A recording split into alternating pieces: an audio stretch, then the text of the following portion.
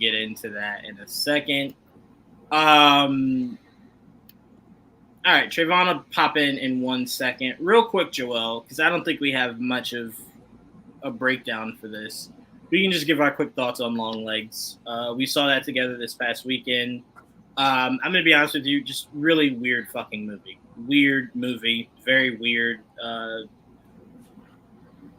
Joel. I don't really have anything else to say. It's just a weird movie. Yeah, weird's a good word. A lot. It's dark. It's heavy. Um, it's it's not what you might expect, or maybe it is. I didn't know. Maybe we going in, I didn't expect it to be what it ended up being. But overall, I think it did its job. I thought it was really fucking creepy.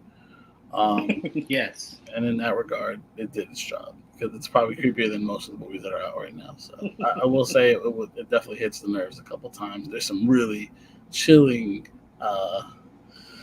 performances um, that I was not expecting. I have to ask you this, Joel. And again, this isn't a spoiler for anyone listening. What kind of made you cringe more? The banging the face in prison versus the banging the head and talk to me? Which one was just like, oh man, like you just, oh God, I can't watch it. Talk to Me was excessive. Very much excessive. That lasted longer than I think the other one. And again, without spoiling it, that one ended sooner. like, Yeah. it's, I will say sometimes, Joel, I kind of feel like in these horror movies, and AJ, I think, probably sees more than we do, but kind of feel like they hang on to scenes a little too long for like the effect. And it's like, no, we get it. They're smashing their face. Please move on. Uh, like, please stop showing this. Enough. But no, Long Legs. I will say this though, so we're not making it sound negative. Long Legs wasn't a bad movie. It was slightly confusing at times, but I thought overall really good performances. I thought the twist at the end was really cool. it was a mystery. It was at least somewhat of a mystery. Right. Most of the movie was very Zodiac-y. At least it Yes. tried to be. That's the vibes Which I that I didn't mind. got from the You trailer. said that's a what, AJ? That's the vibes that I got from the trailer. Yeah, It kinda it's remind me of, exactly like that. Seven. It's exactly like It that. definitely does that to me to throw you off. But like it definitely once you get to the like what's going on, you're like, what the fuck? And then that's kind of where it is the rest of the movie. Right. It was I thought it was very well done. Whoever the director is, shout outs to them. I do believe Neon is starting to creep their way into that A24 conversation. They got another horror movie coming out in a couple weeks or next month that me and Joel were like, we kind of would be interested in that one. So Neon's kind of doing their thing. Shout out to Neon. You know, it kind of felt like for the longest it was A24's world. We were just living in it. So hopefully Neon can kind of be the competition to A24 a little bit. I thought this was a good start. I know I've talked to a lot of people that saw this movie. Their feeling is probably the same feeling I had. I will never rewatch this movie ever again in my entire life under any circumstances. It's just very dark, very demented, and just nothing I ever need to consume in my life ever again. But that's not because it was a bad movie. It's just because the subject matter is just extremely heavy. I just don't know why I would ever put myself through that. So, but overall, I would say out of 5, I'd give it a 3.5. 3.5 out of 5. I really did think it did a lot of things really good.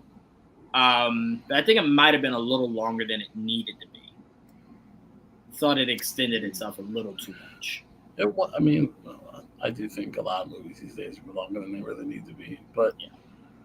but I didn't feel it as much as I did with others, even though at times I was looking at my watch. But it was good though. Like I enjoyed it. It did it to me. It did its job, and that's all you needed to do. Yeah. All right. So if you had planned on seeing Long Legs, definitely go out there and see it. But just be prepared. Its subject matter is heavy. Just, prepare yourselves for that. All right. I didn't put that in there yet, so I'll put this up next. So it looks like we got a report. What was this from Deadline, Joel? With the Russos? I think it was THR. Oh, the Hollywood Reporter. Okay. Hollywood Reporter is reporting that the Russo brothers are being eyed for Avengers 5 and 6. Let me edit that. I have 4 and 5 because I told you. I definitely forgot Age of Ultron was a thing. 5 and 6. Okay. All right. Updated. Put it back in rotation. Okay. So, this is great. I mean, repeat directors are kind of bothersome, especially when their movies are so great, because I keep thinking to myself, we as fans gave the Russos a chance, right? And they blew our minds. I kind of just want to see other people get a chance to do the same thing. And I'm not saying it like the Russos are taking from anyone, because clearly this was someone else's job before that person stepped out of the job. It's just I want to see someone else's take with a massive budget like Avengers. You know what I'm saying? Like a chance to do a huge, massive, global film. I want to see what other people are able to do with it. Joel, I'll go to you first. I know the Russos doing it is good news. Mm-hmm. But do you kind of get the feeling you would have liked to have seen someone else get a shot at least at one of these movies? It would have been nice. I would have been okay with that. But, at this point, after all, me personally, I would have been okay with that. Yes. But for the general audience, I think this is a good move. This is a good move. I think they need a feel good moment, and I think bringing back the OGs who killed it with Infinity War and Endgame, it just feels good to have them back again. And they know what they're doing. They've done this before, and obviously, it's going to be probably a little bit different than last time we talked about it. Mm-hmm. And we'll probably hear more news about it soon. So we'll see. I just hope it just sets up better than it has been doing. So we'll see where it's going. I have no idea. So I do like the news. Again, I would have been fine because I know they already. Who was it? Was Destin? Yeah. He was going to do 5 at one point. Mm-hmm. He dropped out. There was a couple writers in and out. So I will say him dropping out did line up with the Jonathan Majors stuff. Like, it was right around each other. It kind of sounded like he kind of wanted to get out before he could, just before that entire ship crashed. Yeah, I can't. He's which, still, yeah, he's still part of Marvel, I can't blame him. Right, so he's not gone. He's Can't just blame doing Avengers. No. He's doing Shang-Chi 3, and obviously he was the producer on all of them, but Shang-Chi 2 and Wonder Man. Wait, did I say 3? Yeah. Did I skip ahead? My bad. I got Trayvon in my head. That's why. That's I'm fine. like, 2 is That's already fine. made. We're heading to 3. You're good. But Trayvon, how do you feel about the Russos coming back to reclaim their throne as the Avengers guys? Like I said in the message, as they fucking shit. So you think they should have never left? Correct. Gotcha. Hey, it's hard to argue that. It's hard to argue that Infinity War and Endgame you could classify as masterpieces, right? Especially within the geek community. No, not look. The Winter Soldier for me. Oh, That's okay, the first thing yeah. I think of. Yeah. For them. That's great. That movie is perfect. I feel like I like to watch. This is Civil War too, right? You said what? Yeah. Yes. Yeah, they did Civil War. Yeah, they have a fucking great track record. Sure do. You know what's funny? It's why when they came out and said, we want to do Secret Wars, the first thing we all said to each other was, yeah, they're going to do it. Yeah. That was just them saying, hey, we're going to do it, but it's not official, so we're letting you know we want to do it. But it made sense to us when they said it. We were like, yeah, who else could handle Secret Wars, right? Then you start slowly thinking, well, maybe there's other people that could. Like you were here. Remember, we were just hearing Sean Levy. We were like, okay, from the sounds of Deadpool, yeah, why not give him a chance, right? But it seems like maybe that's not something he wants to do. Because from the report we were reading, it seemed as if the ball was in his court and maybe he kicked it back, right? He said, no, thank you. Maybe that's a little bit too much for right now. Enough. You said what? This is enough.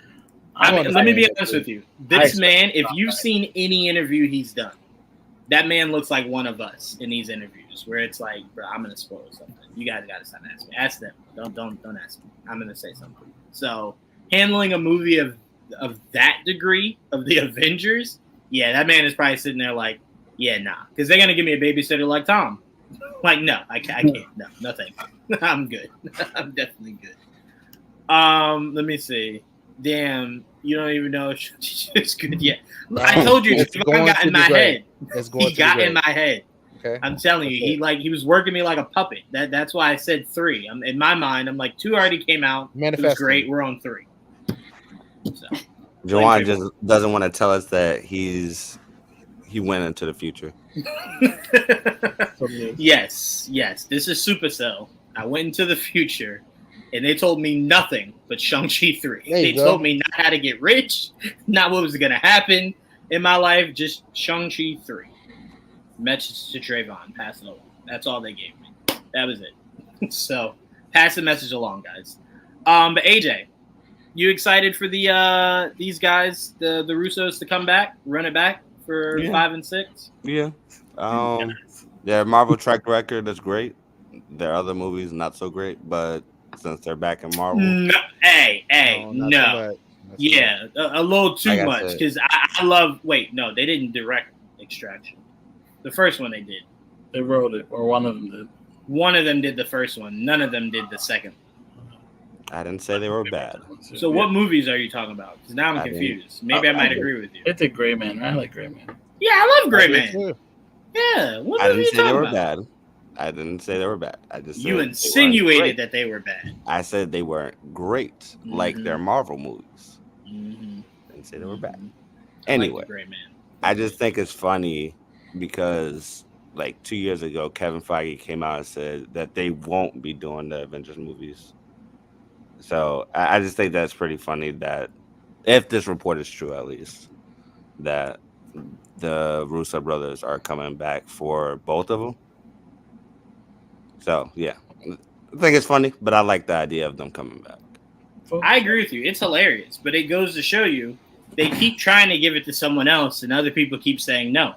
So it's like that SpongeBob episode. You got to break out all reliable, and the Russos are all reliable, right? So, and look, I'll say this: for 2 movies of that importance, with Avengers 5 and Avengers 6, if it comes down to it, wouldn't we just be more comfortable with people we know are going to deliver? Yeah, you know what I'm saying? Some people are gonna like complain, like, "Oh, we want somebody new." I agree. I also wanted someone new, but I'm not going to be upset that the 2 guys that gave us 3, Like the best 3 movies. 3 or 4. No, 4. Sorry, 4 of probably the greatest MCU movies to date are coming back to do more MCU movies. So I'm like that. That's not a bad thing for me. You know what I'm saying? Mm-hmm. What do you think about Trayvon? You trying to think of what is the 4? The sound is it's the sound. Oh, my sound? I don't know. Everybody's. It's weird. Everybody sounds. AJ sounds like a robot. You're echoing like hell. I don't know. I don't hear any of it. I do. I don't know. Damn. Yeah, I don't hear nothing either. It's weird. Okay. That's really weird. Like I hear kind of like hear like static in my ear, but I don't hear AJ sounding robotic-y. Oh, okay. Well, hopefully it don't come off on anybody else. Yeah, DJV, let us know if it sounds like that. Because I don't know what to do to fix that. I don't know if you can. I think it's just StreamYard. Oh, he said we sound good to him. Okay. Oh, okay. All right, well. I have been driving for 6 hours, so maybe. What are you? Went to Eastern Shore and came back. He went cross-country home. All in one day. 6 hours. This is a lot, man. I would have just stayed over there. Cross-country home. That's what he did. I don't want to stay there. 6 hours, though. That's 12 hours in a day. He did not love where he went. He's like, I don't fucking Apparently, where'd you go? You don't like to stay there. You made the craziest face. You're like, Don't have to be home. Hey, I don't fault you, Trayvon. It do be feeling like, I want to go home. I got a cousin like that. I'm like, bro, that's such a drive. Like, you're gonna crash, bro. You gotta do it. No. It was. He drove all the way to Toronto. No, guys, all the way to Toronto for a booty call. It's crazy. It's insane. Insane. I won't divulge any information, but Bo happened to be in Toronto also, so I'm just letting you guys know. He didn't get flued. You're gonna make me say a dirty joke. Stop! If I have to say something, you're gonna regret I said it. What was I gonna say? No, so the Russos coming back. That's a good thing. I'm very happy for them. They wanted to do Secret Wars, so now they get to do Secret Wars. I know they're gonna give us Doctor Doom. They're definitely gonna give us Doctor Doom. It is almost guaranteed Doctor Doom will be introduced in Secret Wars, if not whatever Avengers 5 is. A lot of people are speculating Doom could be replacing Kang. I think that's a stupid idea. This universe has already been wrapped too much into Kang to just say, fuck it, we're done. Right, we're moving. It's Doom's now. Yeah. I think you can split the difference. I think what you should do is make Avengers 5, sorry. A Kang movie, defeat Kang, have Doom come out of nowhere, and Doom now makes the multiverse worse. That then creates the incursions, and now it's the idea of stopping the incursion and stopping Doom for Avengers 6. I have no problem with that, but to just throw away Kang, I think is ridiculous. Would you say, Joel? I still prefer that they have the Beyonder be the end game. You want Doom the one to be the one that starts the incursion? No. I'm not saying it has to be that, AJ. Doom could be a small part of Avengers 6 if that's how it plays out. I'm not saying that at all. I'm just saying don't waste Kang. You just wrap too much of this universe into Kang to just say we're gonna bypass. My thought process is that Kang shouldn't even die in the first movie. It should be, for me at least, it should be another two-parter. That's fine. Yeah, I'm completely fine with that. I'm just saying I know a lot of people are like, let's get out of this whole Kang thing. I'm like, well, no, because you've wrapped too much of this universe around Kang. But if it's such a big deal, then you can make him a one and done if you want in Avengers 5, and then go into Avengers 6 and do whatever you're gonna do. But by no means can you just ignore Kang. I still don't understand the hate around Kang. Like, I understand it's not Kang. It's not Kang. Until Marvel recast Kang, people always look at it as Jonathan Majors. That's what they're looking at it as. Not Kang, Jonathan Majors. So until you recast it also might be a little bit how he was defeating Ant-Man. Yeah, but that's just one. It might be, but if he's coming back, wouldn't that be a good thing for you? If you didn't like how he was in Ant-Man, wouldn't you want to see him come back? Yes, he kind of got bitched out though. I mean, he did. To me, Ultron got bitched out. If someone told me they were bringing Ultron back and maybe bringing him back the right way, I'd be 100% on board with it. I wouldn't be. Yes. So I can further forget Age of Ultron. Do it. Bring Ultron back. Do him the right way. But for me, bring Gore if back. Ultron was a one and done, we'll never get that. Ultron was used as a one and done. You know what I'm saying? That's why I'm saying if they wanted to do it with Kang, I'm not saying I want it, but I'm saying that's a better way to split the difference than just ignoring him. You know what I'm saying? Like, could you picture if we lived in a world if the last time we saw Kang was Ant-Man and the Wasp: Quantumania? That's crazy. You know what I'm saying? That's crazy. Yeah, I get what you're saying. Well, yes, technically Loki, but I mean that Kang variant, the dominant Kang. That would just be insane. So I do hope he's recast, and I hope we get maybe information at San Diego Comic-Con. I don't know what their plan is for Avengers 5, but I always like the idea of Kang or Beyonder being a Kang variant, and then he's the main bad guy. Okay. Go that direction. I like that because then it keeps Kang in without him actually being Kang. I like the idea of the Beyonder being a Kang variant. Oh yeah, I like that. I like that idea too.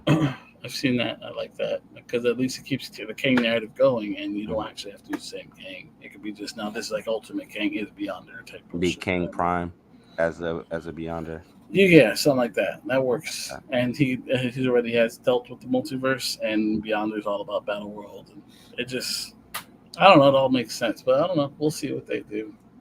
I have no arguments, nothing to add to that. If that's what we get, perfect. Like I said, my only thing is you cannot ignore Kang.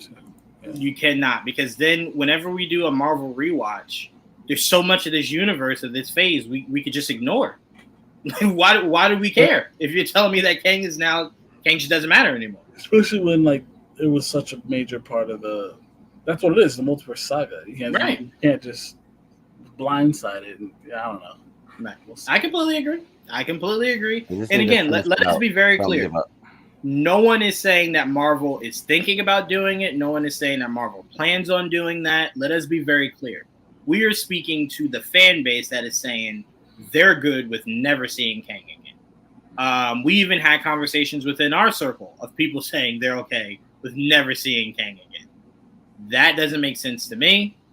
Because then, to me, I can accept Ant-Man and the Wasp: Quantumania because Kang is supposed to matter, right? Mhm. If you're telling me I never see Kang again, that movie now becomes even worse, in my opinion. You wasted my time for absolutely no reason. That was not a good movie, but I can accept it for what it was because it was a building block in the story of Kang. But if the story of Kang no longer exists, that movie was a colossal waste of my time. I will only speak for myself.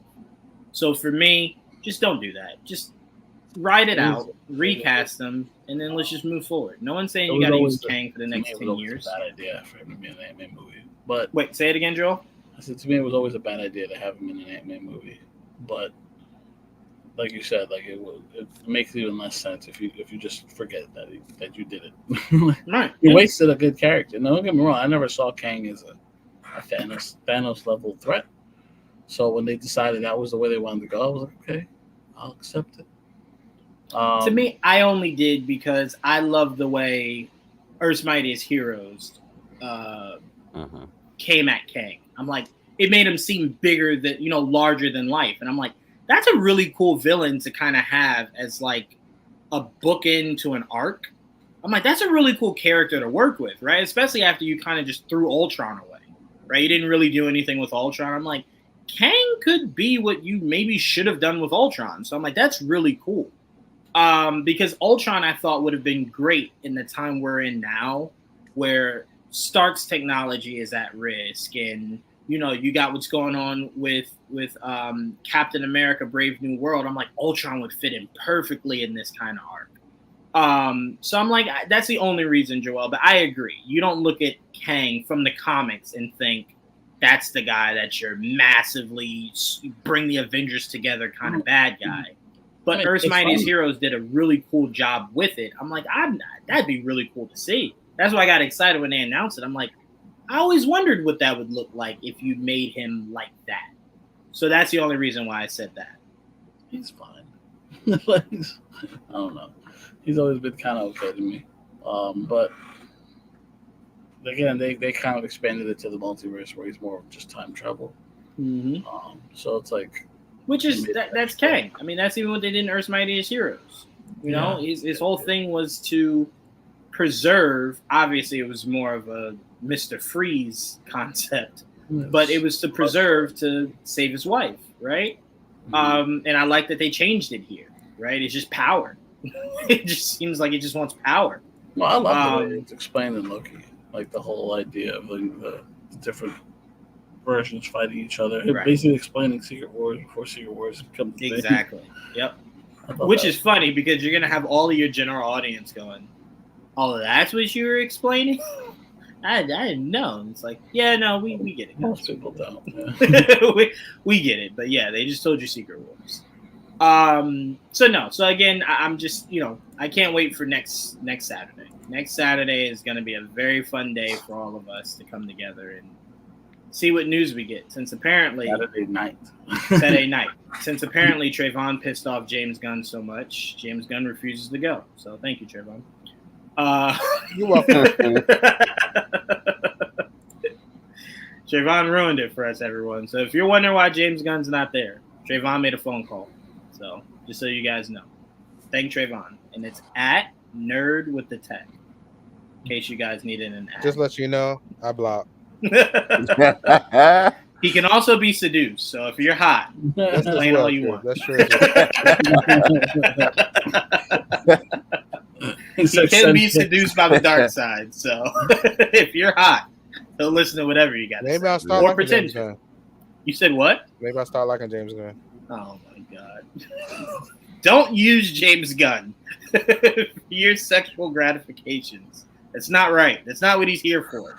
All right, he's here to Sure. deliver me Jake Gyllenhaal's Batman. That's all he's here for. Yeah, That's free. it. I do. I agree. Like seeing him.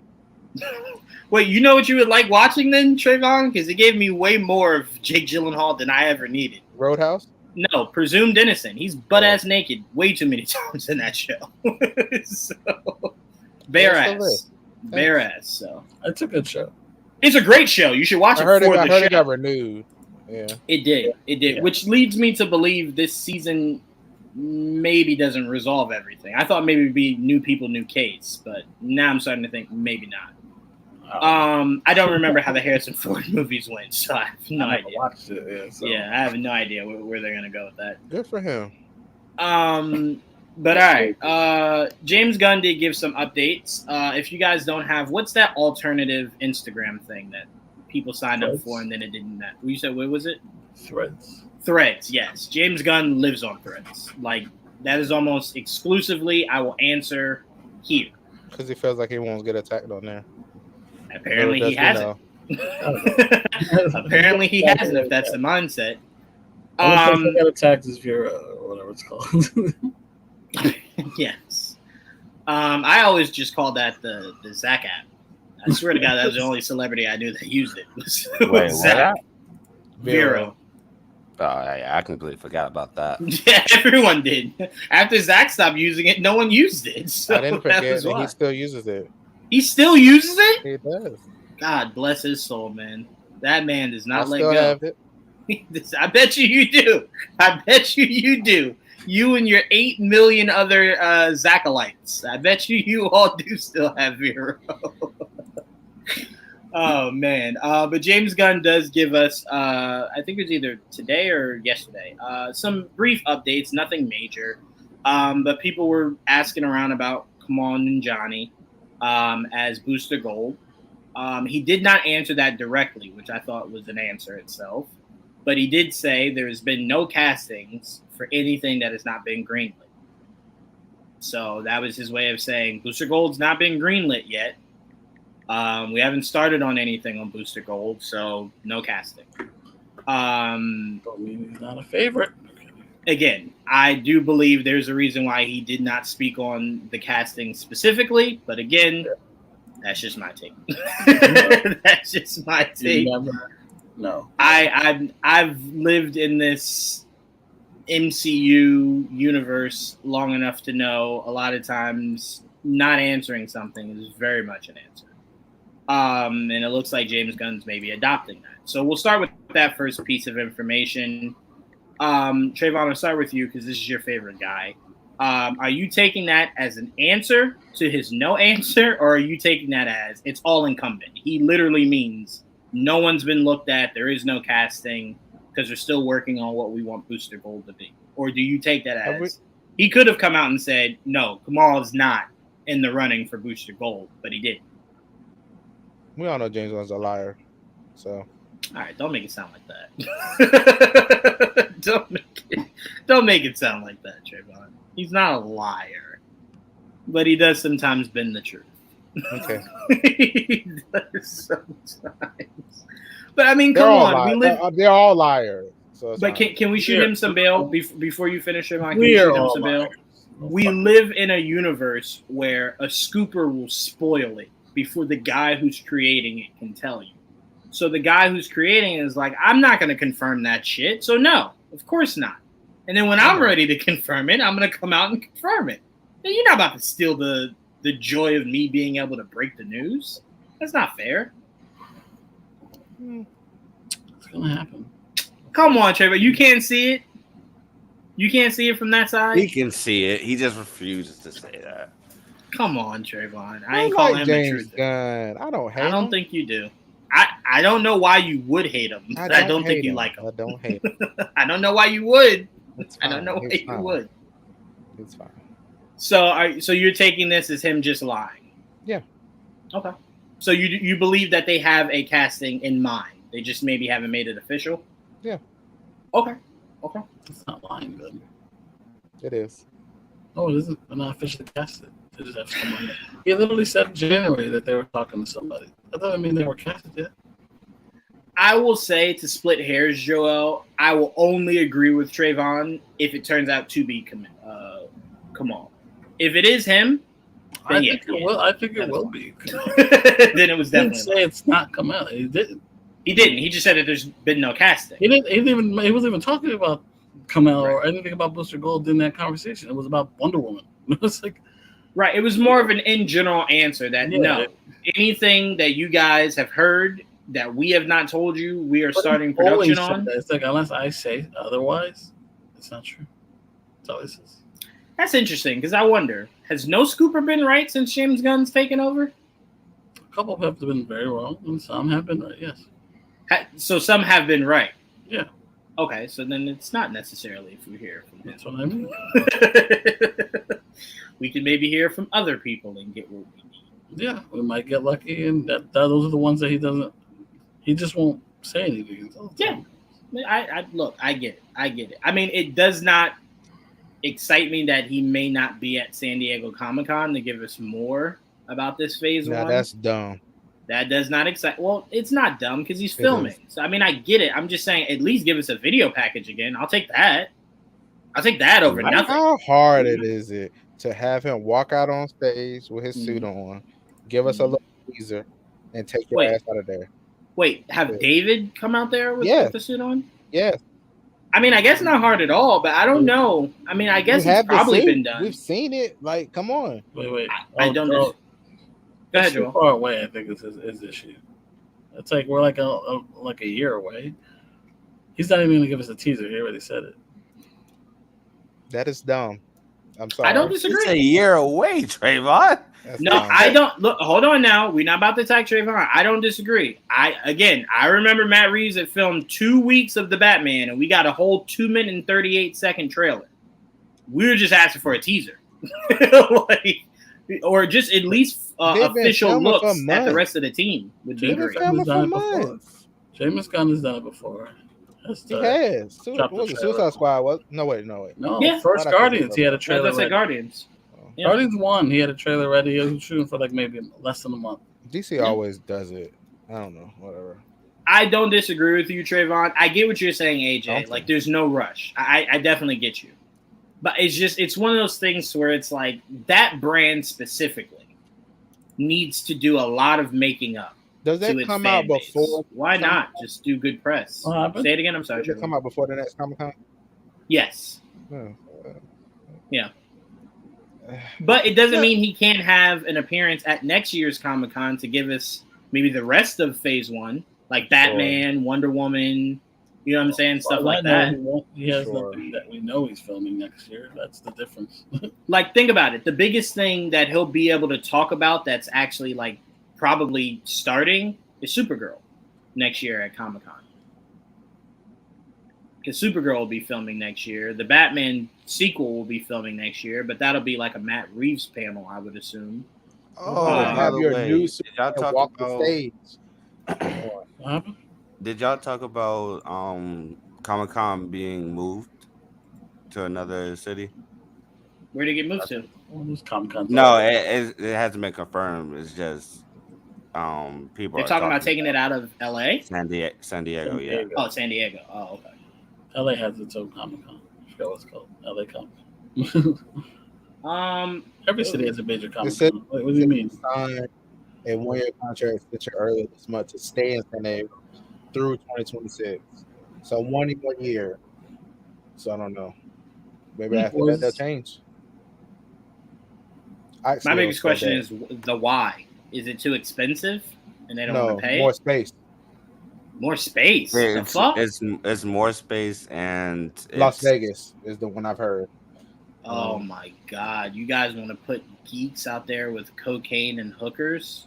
All right. I mean, that's already in San Diego too. So No, not like Yeah. Vegas. Vegas, they handed out like pamphlets.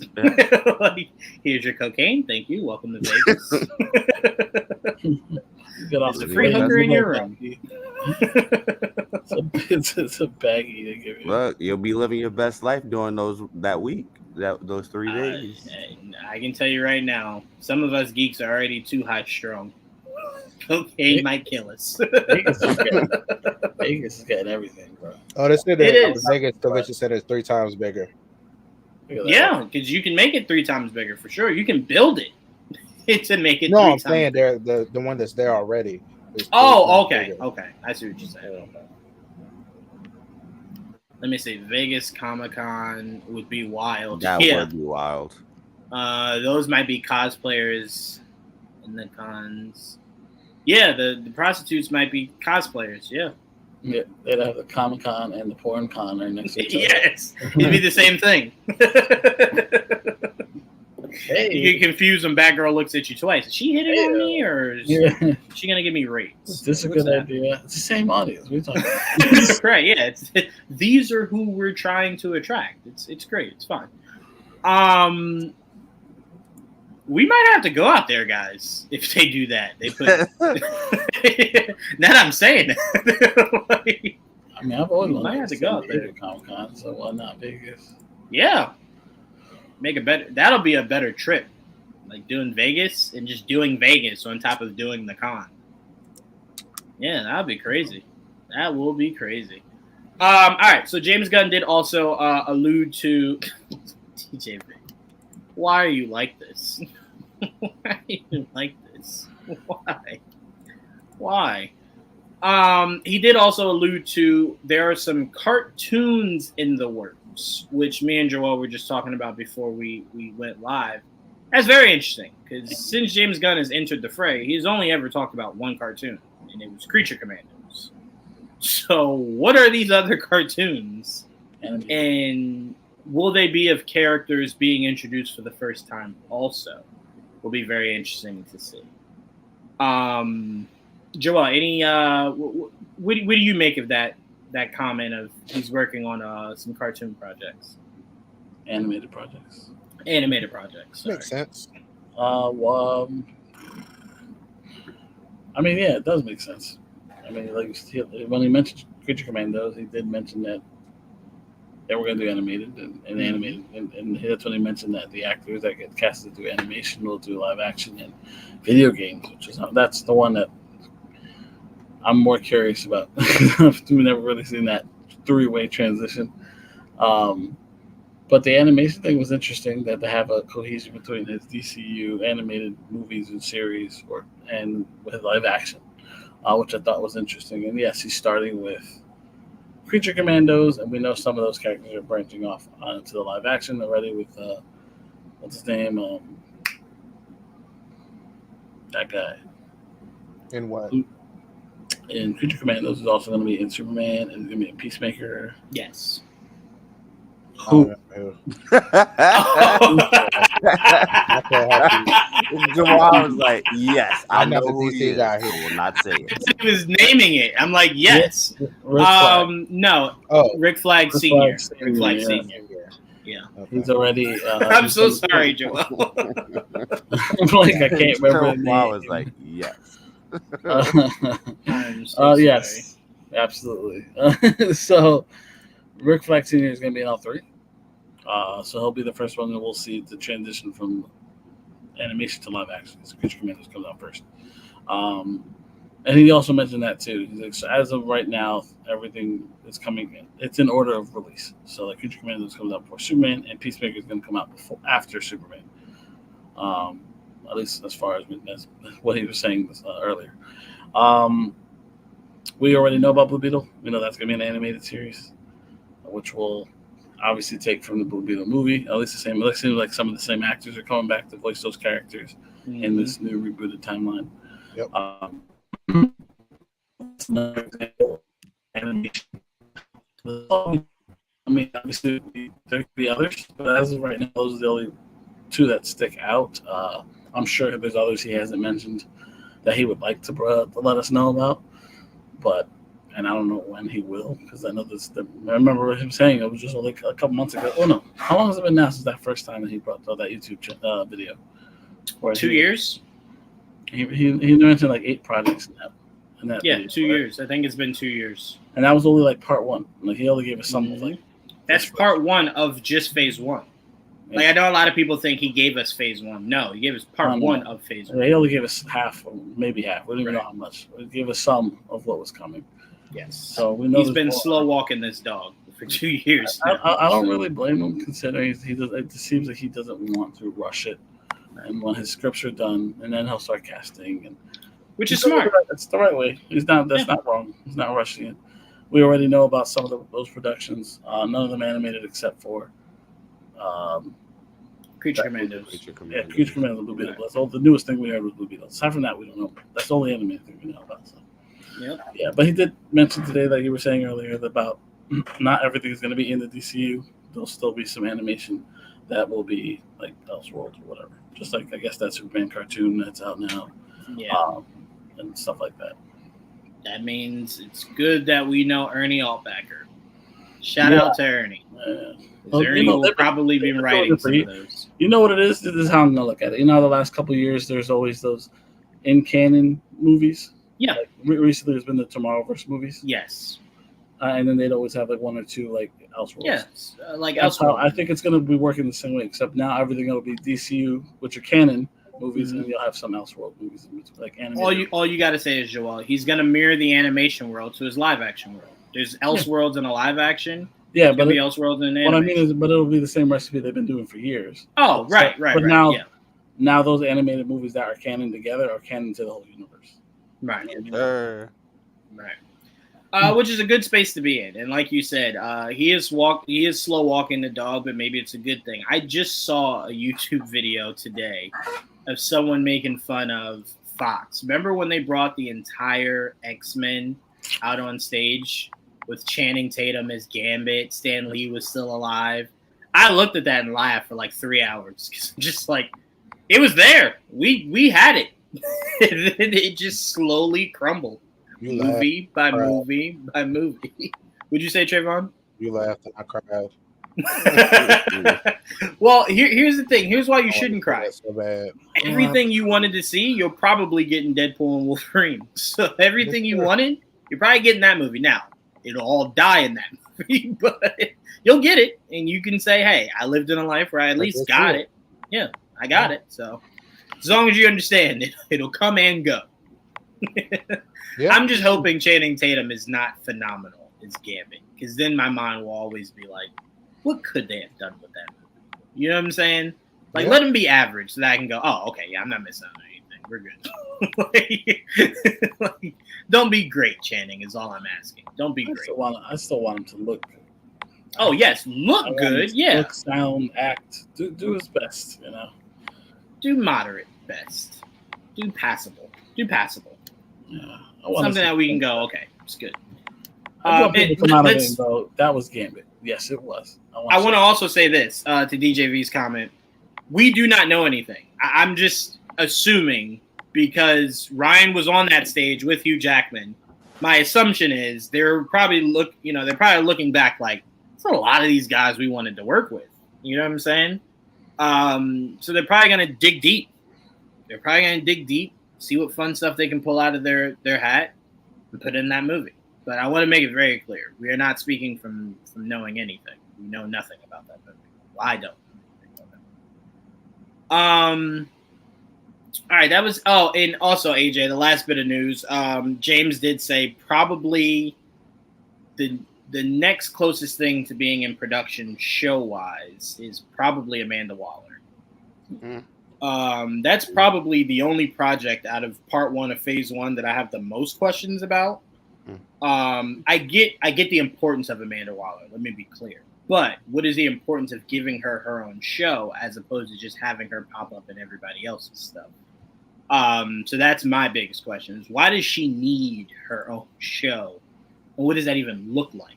You know what I'm saying? Because I assume how Peacemaker season 1 ended will definitely be retconned a bit for everything with Amanda Waller going forward. Because remember, season 1 of Peacemaker ended with them making it public what Amanda Waller was. Got exposed.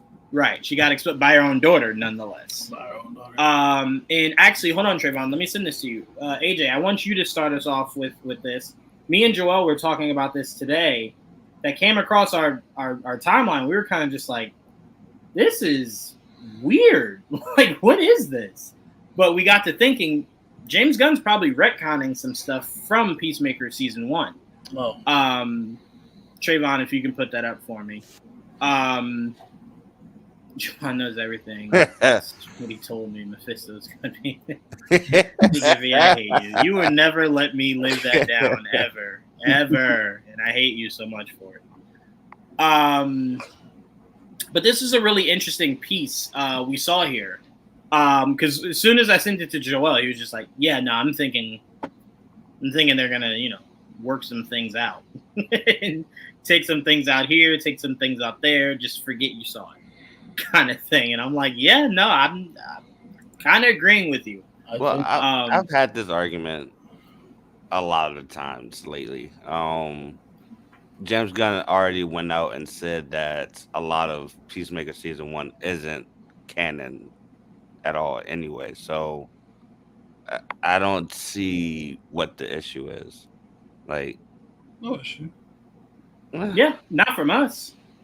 Not from us. We just thought it was a good talking point of because you look at this and you're like, the last time we saw Peacemaker and his dad, it was Peacemaker killing his dad, right? Mm-hmm. So it's like, what is this? Like, what are we? Because that's his brother, and that's his father.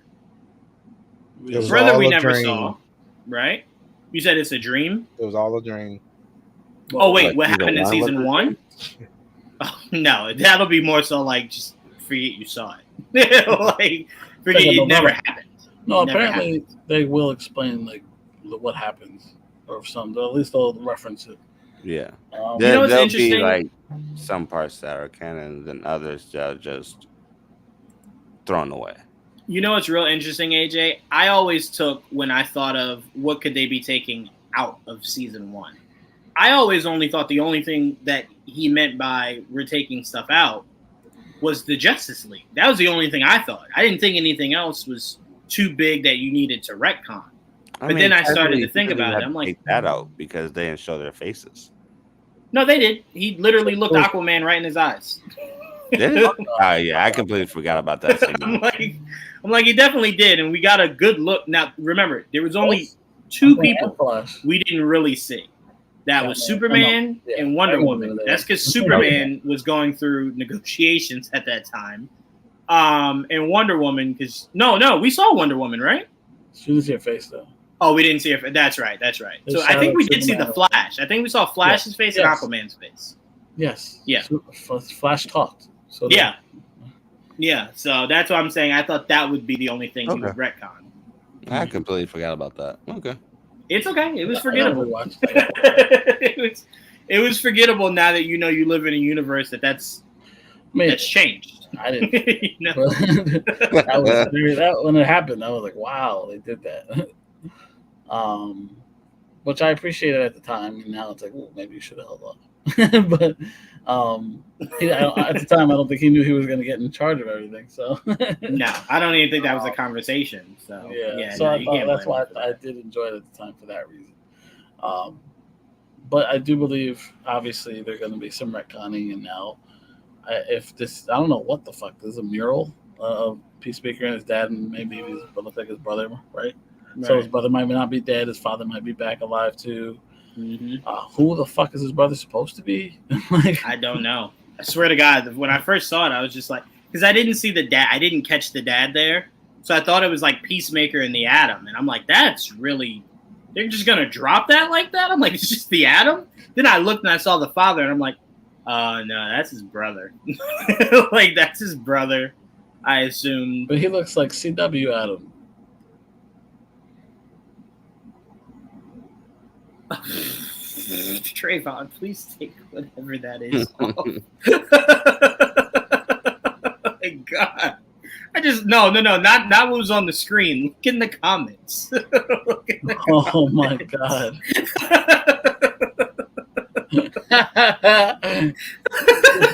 Screenshot that first, please. Yes, please screenshot that. All right. That was something. Please screenshot that and send it to Didge and tell him apparently they're waiting for him. That's hilarious. Okay. That was a lot. Okay. So anyway, back to what we were saying. Yeah, and again, I'm really okay with that because I thought some of the best parts of Peacemaker was his disconnection with his dad, right, and his guilt of what happened to his brother. So I'm like, if you tell me we're now in an alternate universe where maybe Peacemaker becomes the good guy and his brother follows in his father's footsteps, I'm very interested to see how that plays out.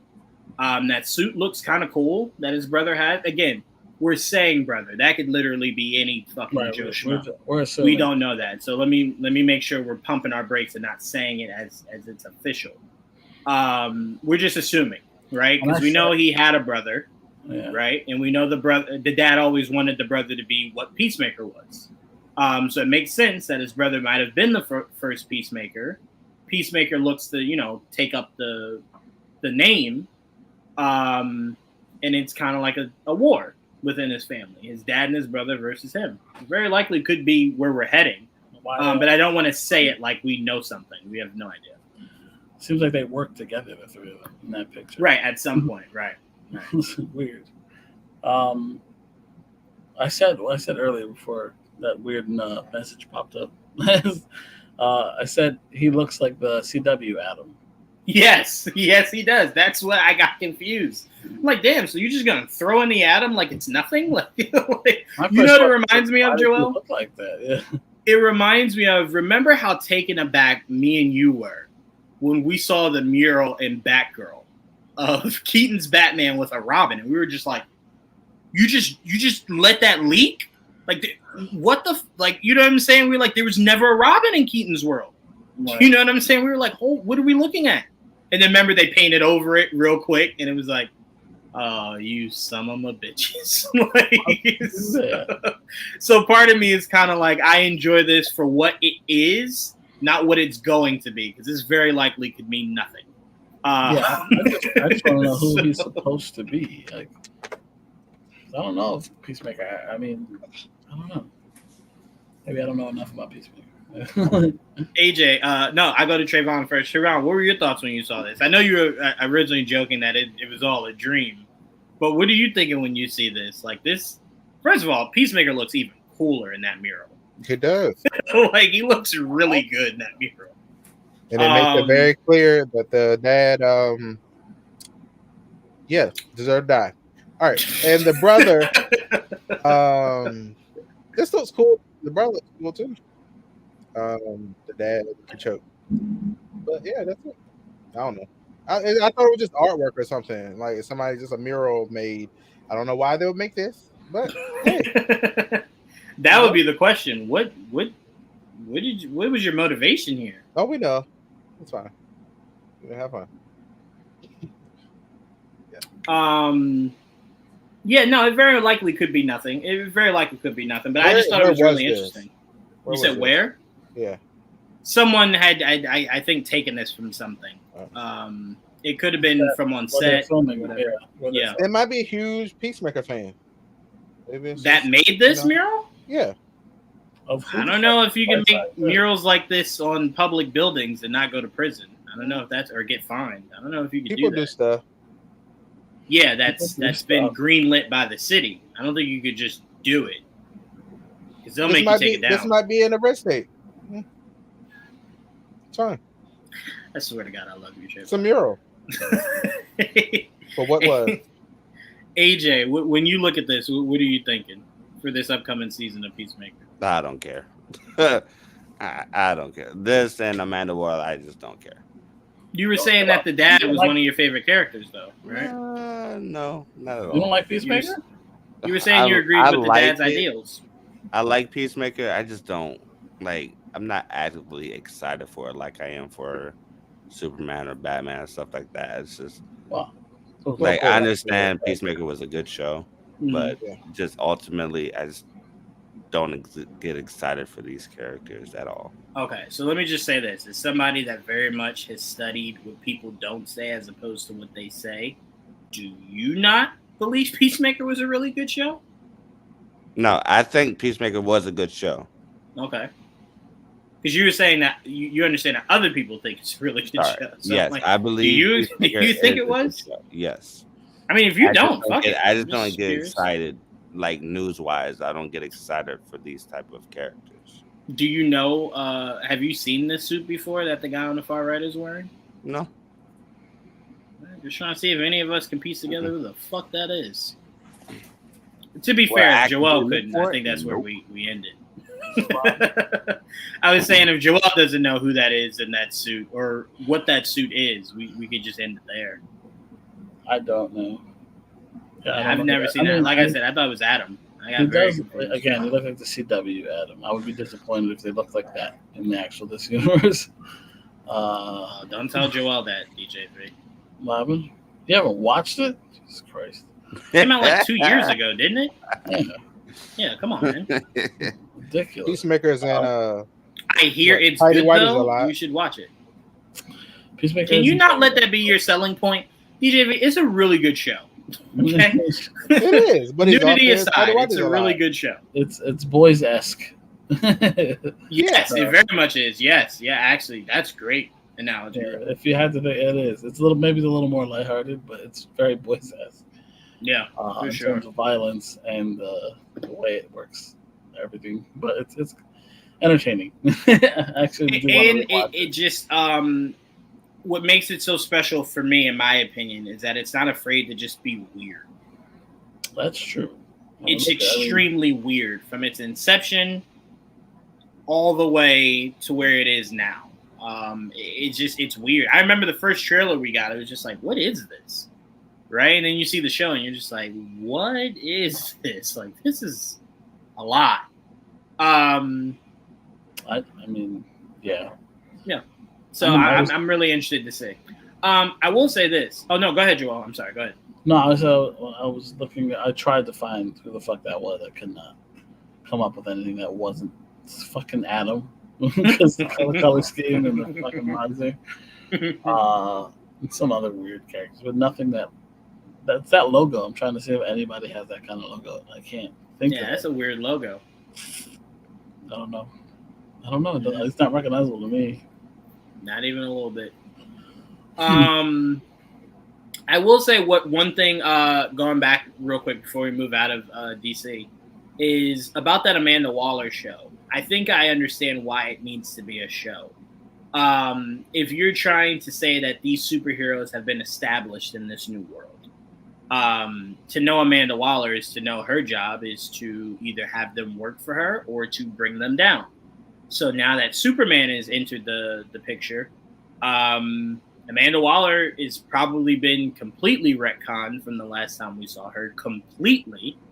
And she's probably working with DOJ or somebody to figure out how to take down or how to get these heroes to bend to their will when need be. Well, I know she'll be doing Creature Commandos first. Right. I really, you know what I really hope, guys, we get in this universe that we didn't get David Ayer tried to do it in Suicide Squad, and it was just done horribly. I want a universe where Batman and Amanda Waller interact, and Batman lets Amanda Waller know, I don't give a fuck if you know who I am. Shut this shit down now. You know what I'm saying? Like, I want that kind of relationship between Batman and Waller, where it's like, all right, I don't fuck with Gotham. You don't fuck with me. Right? That is our understanding. I want more things like that. Make Amanda Waller really stand out. In a way, I kind of think Marvel didn't even really do with Fury fully. Kind of felt like Fury kind of came and went, instead of just really standing out as the in-between in that universe. Have Amanda Waller be that, but the bad version. Have her just stand out. Like, she's the in-between, the go-between between regular people in the government and these superhumans that just spawned up out of nowhere in the last, 4 or 5 years. So I'm like, that'll be really cool. So I hope that's more what we can get out of this Viola Davis, Amanda Waller universe we're about to engage in the next couple of years. So that's just my opinion. Her series, I still believe that's more of a. I don't even know if at the end of the day it'll be called Waller. It might be. It might not be. It might be like a team or a division that she's like head of or something. Right.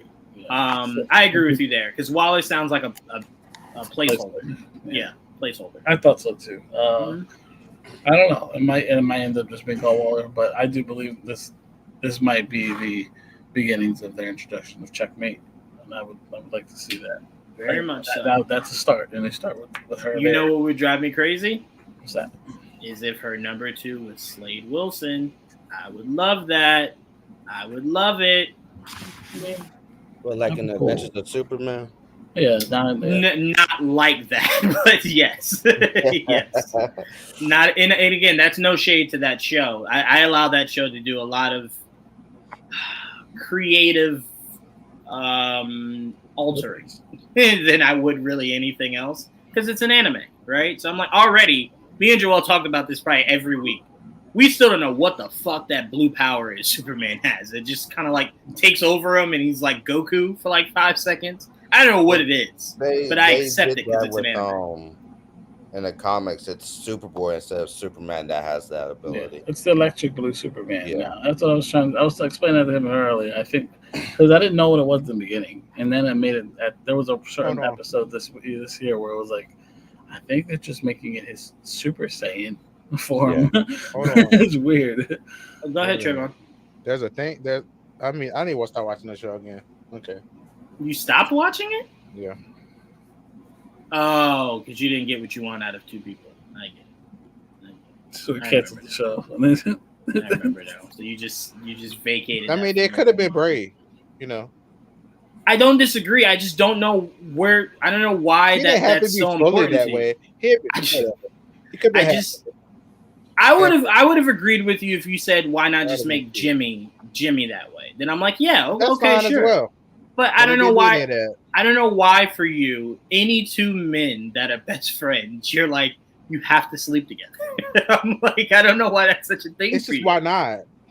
I just don't know why can't 2 men just be friends? Is it like, you know what I'm saying? Because y'all are men. Have fun.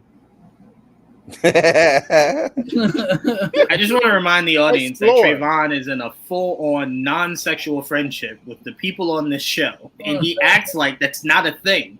It's a thing, Trayvon. Trayvon's warning is like, that's because we're never in person. He's like, I'm trying to convert you guys weekly. I'm trying. I make offers. You can set them or not. Watch your ass when I see you. Yes, Trayvon would have liked the world. And again, I don't have anything against it. I'm not saying like you can't do it. I'm just saying this isn't the first time Trayvon has tried this. And he won't stop until somebody in some iteration is 2 gay best friends. Do I ever get it? Did I ever get it? No. So. Probably not from Superman and Jimmy. Trayvon. Why not? Probably not. Because usually Jimmy is supposed to be younger than Clark. He's supposed to look up to Clark like he's a super fan. Well, it wasn't in this show. He was not. Your best chance at it probably would have been in the Supergirl universe on CW. That probably would have been. Jimmy was hot as fuck. Superman was hot as fuck. That was your best chance. Didn't get it there. Probably won't get it ever. I don't know what to tell you. That Jimmy, but I don't. That's what I'm saying. I would have been fine if they said that Jimmy and Superman were hooking up. I'm like, that's why they called him James, because they didn't understand that was not Jimmy. That was definitely not Jimmy. That was James. But no, Trayvon's done this in Star Wars. He's now brought it to DC. It's just a thing. You act like I'm the only one. I didn't say you were the only one. You're the only person I communicate with. They know what they're doing. They know what they're doing. If you say so. I personally don't see it. The trailer implied something about Superman. Again, you see it. I can't fault you for seeing it. Clearly. And I do not. I did not see it that way. I apologize. I did not see it. Then they didn't do it. When you said it, I was just like, where are you getting that from? I'm like, when has that ever been a thing? And then I'm like, maybe I missed an episode. I rewatch it. I'm like, no, there's like nothing there. He's like, this is not how me and my roommates hung out. Because I swear, when Trayvon said it, it made me start looking at my friendships differently. I'm like, is that how I portray my friendships? Like, I don't understand. I thought that was just how, normal friendships were. But apparently to Trayvon, it was like, no, you were giving off signs of you wanted something. And it's like, I don't know when or where, but all right, if you say so. More grab ass, Shalon. Now that's definitely too far. Apparently, we got to take that off the menu. No more grab ass. No more. And you know what? No more grab ass. When we go to the movies, there's a seat in between. Like, there has to be rules now, apparently. The whole seat. Whole seat in between. Got it. All right. Okay. Thank you, Trayvon. All right, let's move on. And that's fine. Again, Trayvon. Let's start. No one is against it. We're just saying you keep choosing the most straightest characters to convert gay, and then you're upset when they're not gay. He enjoys. That's the thrill of it. Yeah. That's the thrill of it. So I can see people see. I love it. But why do you want that? Why not just? Because it's fun. No, but why do you want it knowing it'll upset people? Well, that's why. Because it'll upset people. Yeah. I'm answering your own questions, Joel. Right, yeah, apparently. I'm sorry. Apparently. All right, let's move on. Goodness gracious, I love this guy. All right, let's move on. We got the Acolyte finale. We got it. It happened.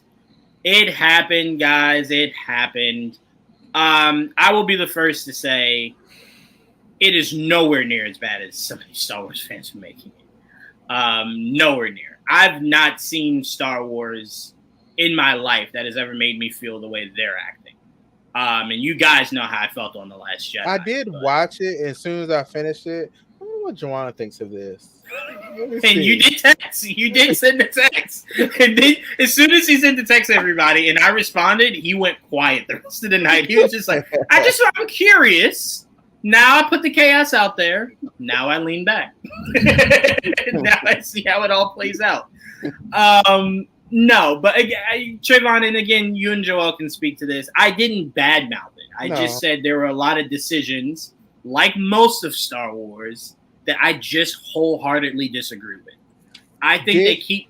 Go ahead. I'm sorry. No, the guy you're looking for is in there. You said what? This the guy you're talking about all the time.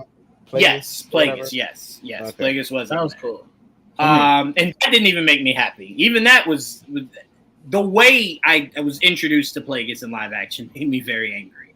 I was after the fact that where I was like, well, that was weak, but I did like it. But I liked seeing it. It was cool seeing him.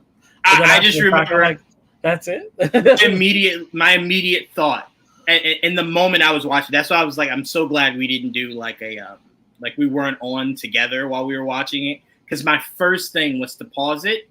I went outside. I went for a walk. Came back in and finished watching the rest of the episode. I was very upset about that.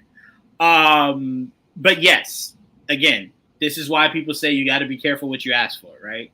I wanted him so bad. I got him. And how I got him was not how I should have gotten him. You'll get more of them. You said what? I think you'll get more of them. Oh, no. That's the problem. That's the problem, is getting more of it. That's the problem. But no, I'll just say this. I'll say this. I'm seeing from the Star Wars, the general audience and then the diehard fans, right? They're wanting it two ways. You have the people that say, I'm sick and tired of always being brought back to this Skywalker. Let's get out of the Skywalker, right? And then they keep giving us projects that shoehorn everything that is Skywalker. I would like for just once Star Wars to take a timeline that does not affect any future timeline, any past timeline. It's literally just focusing on being its own thing. And I think that was my problem with this series as a whole. This series should have made me more interested in the twins. Every week I lost interest in those twins. There were 8 episodes? Yeah, I don't care about them at all. 100%. They did but you know what they did it? You know exactly who they did the same thing to? Reva. They did the exact same thing to Reva. You keep creating these characters. Who's Reva? Like Reva in the Kenobi show. Remember she was the Inquisitor? Oh, yeah. Yeah. But that is my point, yes. They're not making them stand out because what they're doing is they're making the lore matter more than the new characters they're introducing. And that's where they have to stop. You either want me to care about these new characters in this new world, or you want me to care about the lore that you're expanding. And that's where I'm like, you got to stop tippy-toeing on lore, right? Where you're stretching it or you're going right to it, but not over it. It's just becoming tiresome, right? Because you're creating narratives that have less to do with the great work people put in on this project, and more so to do about complaining about a lot of the things you're trying to alter, you're trying to change, you're trying to finagle. It's a little tiresome. I was really excited for this when it was first announced. I remember the first thing I told AJ when it was announced was, I better get Plagueis. AJ, was that not the first thing we talked about when this was first announced? Yeah. So only reason I know who it is. Right. That's how I know who this character is. Exactly. So I've been saying it for 2 years while this show was getting made and then came out. And I got Plagueis. And I will tell you guys this. My only issue with Plagueis is that you've now sown the oats that Plagueis and his entire identity was created based off of watching these witches. I don't like that. The whole concept of creating a individual from the Force, he got that concept from someone rather than him literally coming up with this concept, wanting to manipulate it, and then doing it himself only for the Force to reject it and then create Anakin. So I don't like that. I don't like that that was altered. I don't like that essentially he got that idea from someone and that it's happened before Anakin. It now does not make anything that you did with Anakin special. It's now happened before. It's now canon. It's happened before. Anakin's now not once in a lifetime kind of thing. It's now happened before. So for me, those were the changes I didn't like. Wiping someone's memory, AJ can speak to this more so, was definitely a Revan thing. That was a Revan thing. They did it quite easily. Very easily. That was a Revan thing. And wiped people out of parts. Exactly. And he was able to control what he wiped. Okay. Well, she also said she doesn't remember anything. I'm confused with the issue. You said what, AJ? I'm confused what the issue is with that. Because if we're saying that's now a power, is that now a power of the Sith or now a power of the Force? It's both. We've never seen it before in canon. Last time we ever heard of this was Revan. We never seen a Jedi ever clone himself before or made himself into another place before. We got that with Luke Skywalker. No one had an issue with that. Wait, when did they clone Luke Skywalker? I'm talking in canon. I mean, like teleport his consciousness into real life and the Rise of Skywalker. Oh, astral project himself? Yeah, I also thought. Yeah, I very much had a problem with that. And I had a problem with that because it was a lazy way out on Luke. He couldn't even really fight at the end. You astral project yourself. I very much had a problem with that. But again, you not had a problem with everything Luke in that movie. But if you're saying most people didn't, I can't argue that. I can't speak for most people. Also, the problem is that basically with the movies, all we get with the Force is Force push, Force pull. That's about it. Mm-hmm. Trayvon has a huge issue with that. He wants more powers with the Force. We get more powers. Oh. And then we have an issue because we never seen it before. That's confusing me. Well, you're arguing two different points. Trayvon wanted more abilities. I never asked for more abilities. Trayvon asked for it, and Trayvon seems very, very okay with whatever they choose to do that's different than the same shit. So there's no argument there, trust me, from people that think like Trayvon. But my last thing here, bleeding a crystal should be a lot harder than that. And that was Disney's idea, by the way, of how you bleed a crystal. Vader numerous times failed on bleeding a crystal. So she somehow nailed it one time. So, I was talking to Diz about this, right? Mm-hmm. And I was like, so now in my mind, now listen, I'm not a Star Wars person, okay? And when people say bleeding crystal, I actually think blood. So I thought it was like some kind of like you squeezing it. I don't know. I don't know what the hell you doing. It's okay. My so in my head, you're not wrong. Sometimes people do literally. It's not part of the process, but it is what goes into it for some people.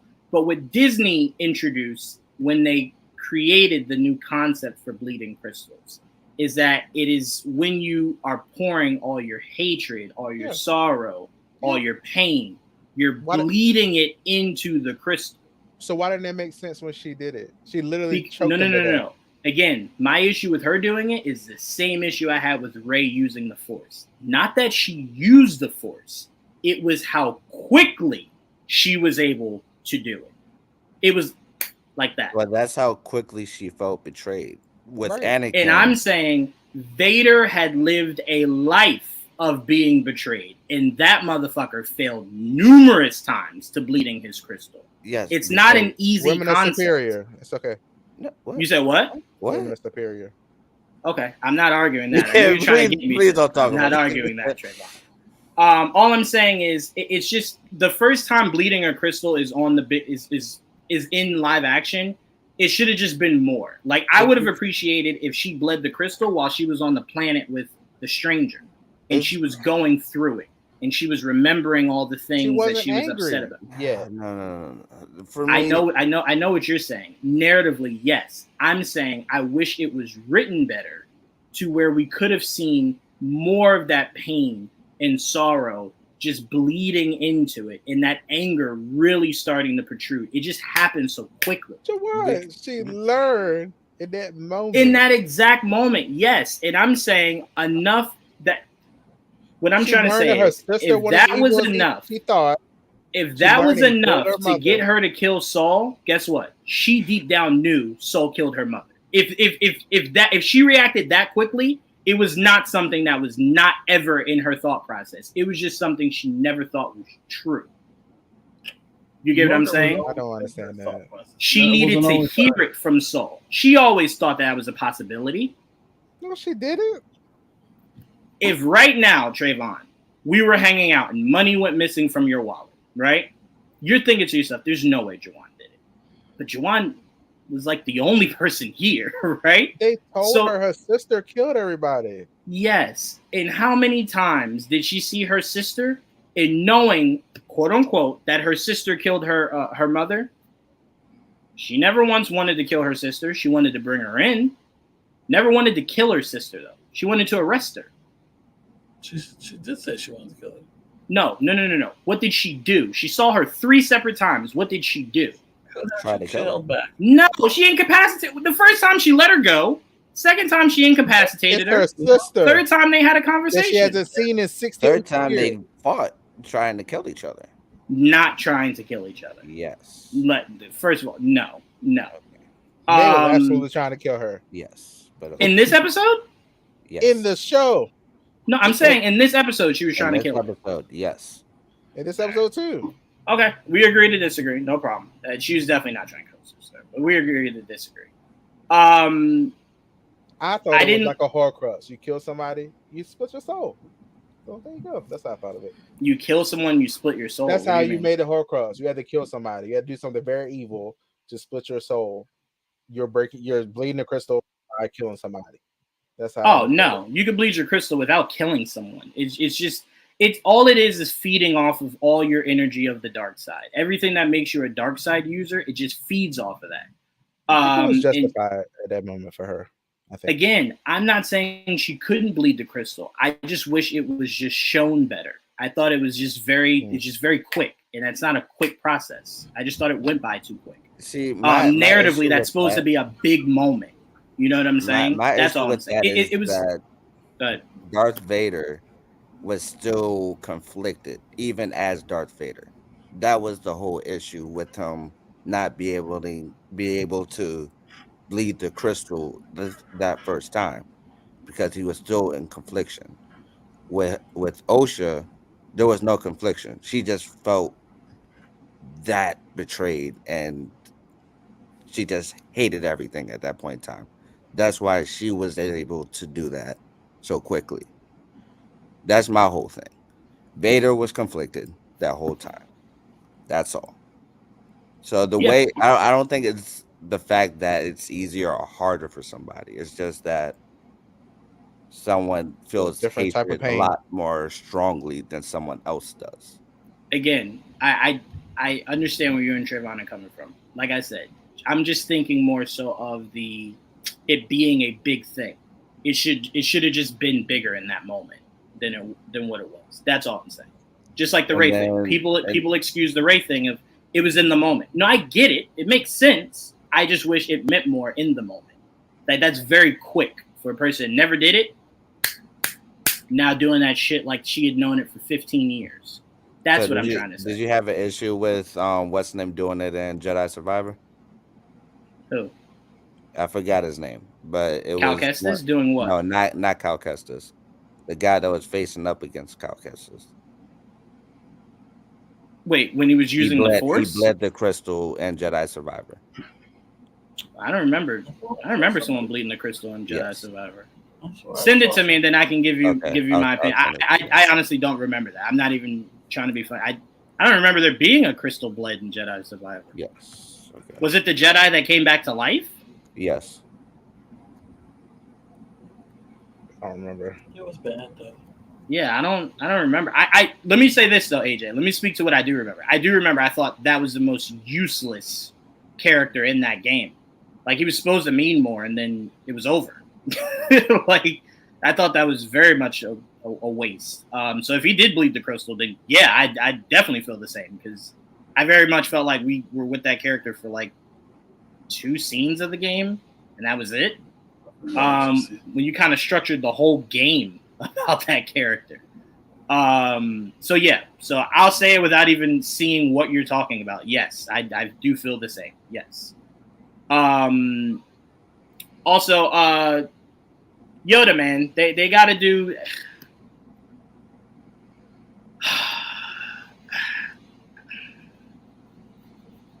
What's wrong with that? My only issue with that was no one sensed anything. What are you talking about? What do you mean? Yoda didn't sense any of the Jedi dying, a disturbance in the Force, nothing. Nothing. This politician knew Jedi died. The Council doesn't? No one knew? No one? I hate Star Wars now, officially.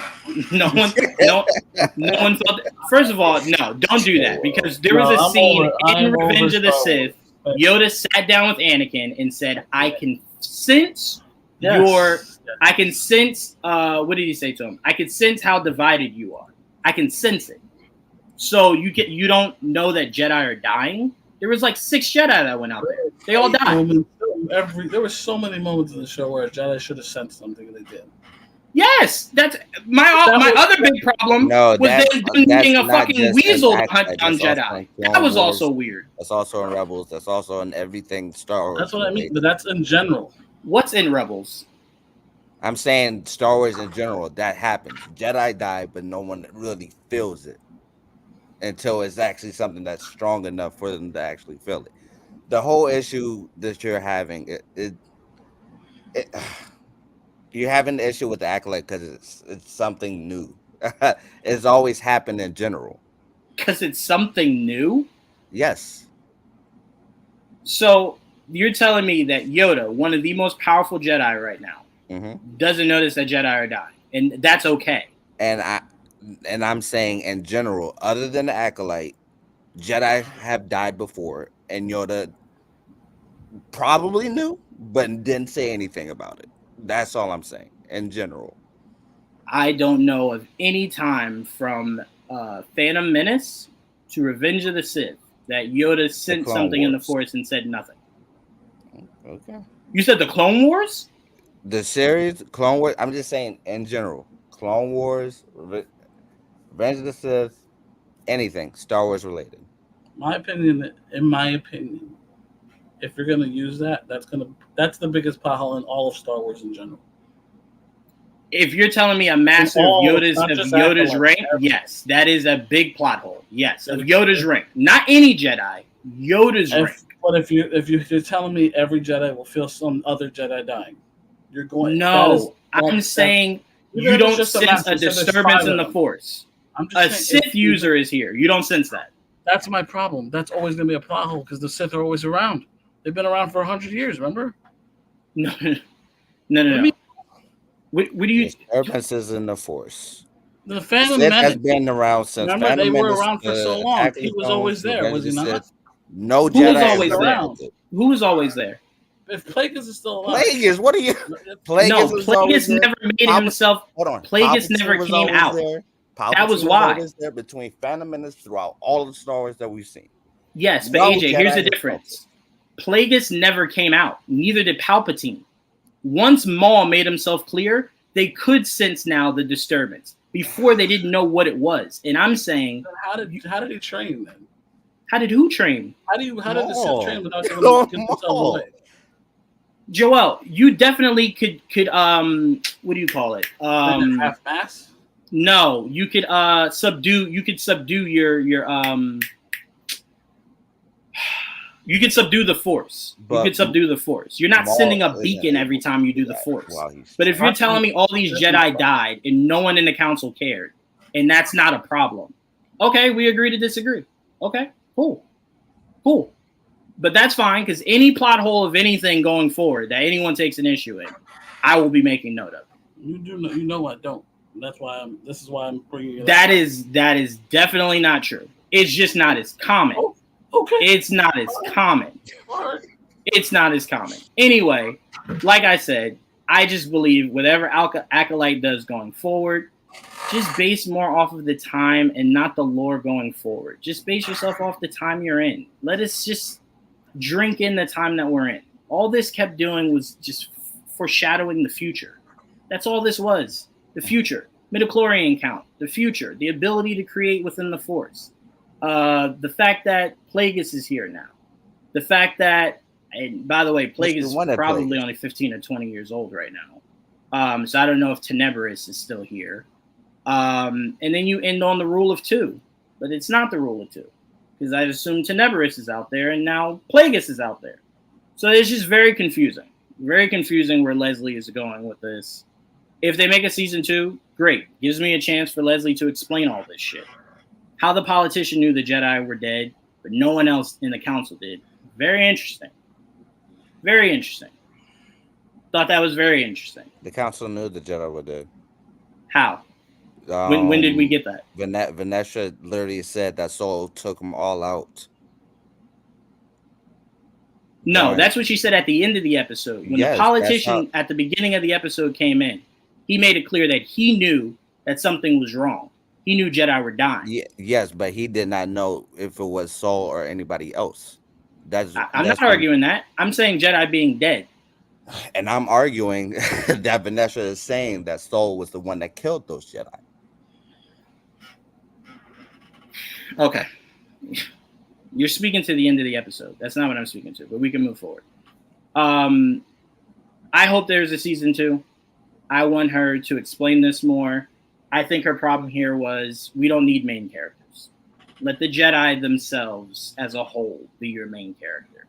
Because if you're going to write your main character anything like you wrote the twins, you did nothing to make me care about the twins. Absolutely nothing. There was no character development. They essentially just swapped spots. That's really all it was. Now we assume the council's probably going to train her sister, right? She'll be a Jedi. Now her other sister is a Sith. They just switch spots. There was no development at all. So I want a season 2 to see how she explains it all. See how she explains it. See what the High Council looks like. That'd be nice. Explore the universe more. That's not so heavily dependent on these 2 characters or one character. And I think we got confirmation that their other mother is dead. We didn't really get anything else about that other mother. We thought maybe she was still alive. Apparently she is dead. So, like I said, I'm looking forward to a season 2 because I would like an explanation. I would like an explanation and see how she plays this shit out. AJ, your thoughts on this season as a whole? As a whole, I enjoyed it. I wasn't a big fan of the second to last episode. I just felt like it was just repetitive. I just wasn't a fan of how she explained everything. Like, I know there was with the soul issue, it's like a huge secret throughout the entire episode, but instead it was just like a misunderstanding basically, and it felt lackluster for me. Wasn't a huge fan of that. Overall, the action was great. It was some of the best action in Star Wars in general. Personally, I actually did like Osha and May. I do agree with you on that, Juwan, that they didn't really have that much of development. It was just a flip flop. I agree with that, but I did like the chemistry between them. I did like everything between Osha and May. I did like the confrontation between May and Soul. Wasn't that big on Osha and Soul really, even though I did like how Soul was like conflicted between the two characters. It did give them that much of development I like, but also with Soul, the whole like ideal thing that the fans have with the Jedi of them being super righteous and them having putting everything on their back basically, and that's what Soul represented, and that can be like a certain type of darkness, and I like how that played out with Soul's character throughout the entire episode, not episode, the series basically. I also I wasn't a big fan of the witches really. uh I did like that they were the ones that came up with the concept of bringing life with the Force. Yeah. I know that you didn't like that because you wanted Plagueis to be the one that discovered that, but That's just his whole thing. That's the whole point of it. He said that was his life's work. You know what I'm saying? The whole thing was him creating life, not him finding how to create life. That was the whole book. Was not Plagueis him obsessing finding over it. It's him creating it. It's but remember, he spent so much money because he was very wealthy. He spent Yes, so much money, to time, create and it. resources to figure out how to create it. resources. Yes, exactly. Resources. And he got that from the witches. Oh no, That's- we are now being told he got that from the witches. That's fair. That's Yes, fair. we're That's now being fine. told that. That was But not an he original still- thought. That He was his still has to concept. figure out how they did it. So that does not diminish his character whatsoever within the books. For me personally, at least. But other than that, for me, I'll personally give this like a 8 out of 10. I would say 8 out of 10. I was more hyped coming in, going in, but it was a little bit diminished, a little bit, but not that much. I still, to DJV's point, that's exactly what, when they first announced it, when it was first talked about, that is exactly what they said the show would be about. And that was a subplot of a subplot. Was the Sith, was actually creating a Sith acolyte. You started by having someone that we thought was an acolyte, but they were extremely conflicted. You then just pulled the Uno reverse card. I thought we were going to go deeper into the Sith, them coming out. It was more so kind of like a earlier version of Phantom Menace is really what it was. Where out of nowhere, boom, Sith is here, right? Rather than just teaching us a little bit more. That's why I said, if he's saying he's a Sith, how do you know what that is? You know what I'm saying? That's why I was, when we were on the phone, AJ, I was saying, is Tenebrous training him? If he is, cool, no problem. Because we know Tenebrous had other acolytes besides Plagueis. I just want to see that. I want to know, how do you know what you know? You shouldn't know what you know. You know what I'm saying? But he So does I'm like, know he knows because he's trained by Plagueis, and we've seen Plagueis in this episode. Again, you are connecting those dots, which is completely okay for you to connect those dots. That is not what the show told me. Show told me Plagueis has been lurking in the shadows. Connect. You said what? The show gave you those dots to connect. That's why they showed you Plagueis within that episode. All I took from it was Plagueis has been hiding in the shadows. For how long? I don't fucking know. Okay. I have no idea. Again, if that's what you're saying, I'm not arguing that. That's no problem. I just would, again, that's what is the first thing I said. I want a season 2 so I can explore all these things. If Plagueis is training them, that's very interesting. Where the fuck is Tenebrous? You know what I'm saying? Especially because Plagueis is only about 20 years old right now. So Tenebrous is still around. So where is he? And how is this a rule of 2 of 2? The age of Plagueis, though. You said what? That's arguing if you only know the actual age of Plagueis. Oh, no. This isn't me harping over his age. That doesn't matter. I was going based off of the book. If that's not his age, I don't care. That's not what I'm arguing. I'm just saying I thought this show was going to dive us deeper into the Sith so we could learn more about whatever their creation of the Sith is. And we didn't get it. We just kind of got the same surface we had when we watched Phantom Menace. It was surface level. We didn't learn anything. Saying the creation of the Sith, like in general, the creation? No. Just in that timeline. Okay. What does the Sith mean to them in that timeline of peace, mind you?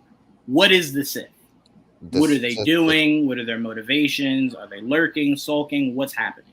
I thought we were going to dive into that. That's how this show was pitched. I don't know at what point it became this. That's all I'm saying, to DJ V's point. That's how it was pitched, is that this was a show about the Sith. We were going to get very dark and into the world of the Sith, and we didn't. It's surface level. We didn't learn anything, is all I'm saying.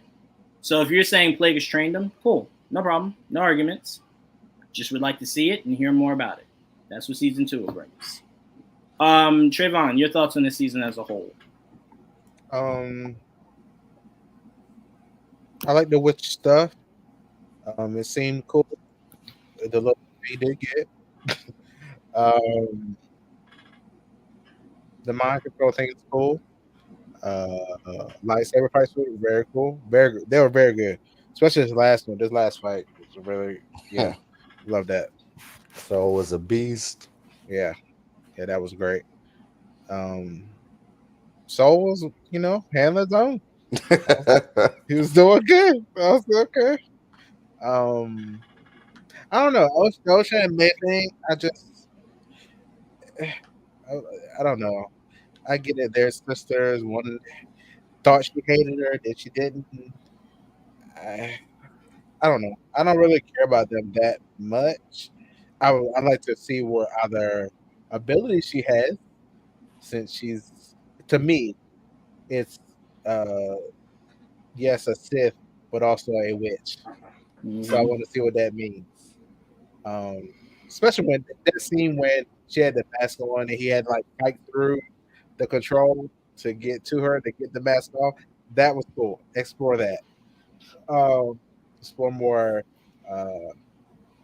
of those abilities. What does it mean to be a witch and Sith? It's the first of her kind, because Ventress was not a Sith, so she'd be the first of her kind. We've seen the Jedi mind trick, and stuff like that. This was different for me, anyway. Mm-hmm. What did I give it overall? It's fresh. If you don't have a grade, you don't have a grade. The story with like Soul just holding this thing forever, and it just kept dragging it out. I was like, how many episodes you going? I'm gonna tell you. Oh, something happens. I'm gonna tell you, but I'm not. I don't know. It just got my nerves. I just thought it was weird, Trayvon, because he felt like his life was in danger, right? And then he says he felt like the girl's life was in danger. Right. It wasn't like the mother was just standing there minding her business and he just cut her head off. You know what I'm saying? I just thought it was like, I just thought it was just weird to hold on to that. Like I was like, yes, you killed her, but you didn't know what the hell she was getting ready to do. Yeah, she just literally was brainwashing, one of your fellow Jedi. It wasn't like you guys were just sitting around the dinner table talking and Soul just stood up and just cut her head off. It was justified. No idea what she was getting ready to do. It looked like, to me, she was getting ready to teleport all of them away. That's what it looked like to me. Well, she was saying she was trying to release the other sister, so so she'd become free. I don't really know what that means. I'm talking about when she did that thing and she started like smoking up or whatever. Yeah, remember she told Soul. Also started. Right, because she was going to release her. Because remember, they said Osha is the real girl. her sister is kind of like a split off version of her. It's kind of like a yin and yang of those two. You think that's what she was doing? That's what she said. Right after Saul stabbed her, she said I was going to release her. No. She was saying, like, let her go with you. I was going to let her go. Like, you didn't have to do this. I was going to let her go with y'all. This is not like. Oh, you're saying she thought Saul stabbed her because she thought she was going to keep Osha what there. She was doing. To me, it looked like she was getting ready to take all of them away. Right. To get away from him, which would include Osha. So that's why he stabbed her. That's what it looked like. Like get ready to teleport. But I don't know. I don't know whereabouts text that as, but that's what it looked like to me. I just don't know why he lived with a justifiable guilt. Like it was, again, you didn't go there and just execute her. Killed that guy that, like, I'm so sorry, and killed himself. I was like, you didn't. Nothing bad really truly happened there for that whole team to have as much guilt as they had. That was definitely like poorly executed. It seemed like they came in there and slaughtered them. Right, that's what I'm saying. Yeah, because I thought it was going to be Trayvon that we find out at the end. The Jedi set the fire. The Jedi killed everybody. It was like, no, you were defending yourself. Yeah, like, you didn't. Yes, it's just weird. Came in there, you did break into their home or whatever, but y'all didn't come in there to slaughter them.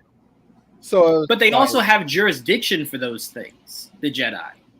See, as long as it's that's a whole issue, though. Yeah, if you're talking morally, sure, but they do have that carte blanche to them, not to everybody. Just like, we controlled it. No. It's like the Roman Empire, basically. Hey, I get what you're saying, Trayvon, but in the history of Jedi, if they sense that your kid is force sensitive, they're coming into your home, telling you, "Hey, your kid's force sensitive. They're coming with me." And hey, no, I get you, but see, that's what the politician was saying. He was saying, "I don't think you Jedi should have as much free will as you do. I think you should be reined in more." That's been the politician's stance with Jedi for forever. But I'm saying they do have jurisdiction to do that. So it wasn't just like a random, they're just breaking into these people's If everybody homes. agrees with their rules. No. Not everybody does. As long as the Republic agreed, which they did, which is why they're able to do it. But everybody's not a part of the Republic. Right? No. Remember, the Republic is like the government. They're like the Senate. They make the rules. Not everybody's a part of it. Like every faction, planet, whatever. They you can't just run up on everybody. You ever see Phantom Menace? Remember when they not even Phantom Menace, Attack of the Clones or Revenge of the Sith, when the whole auditorium is filled with all kinds of people?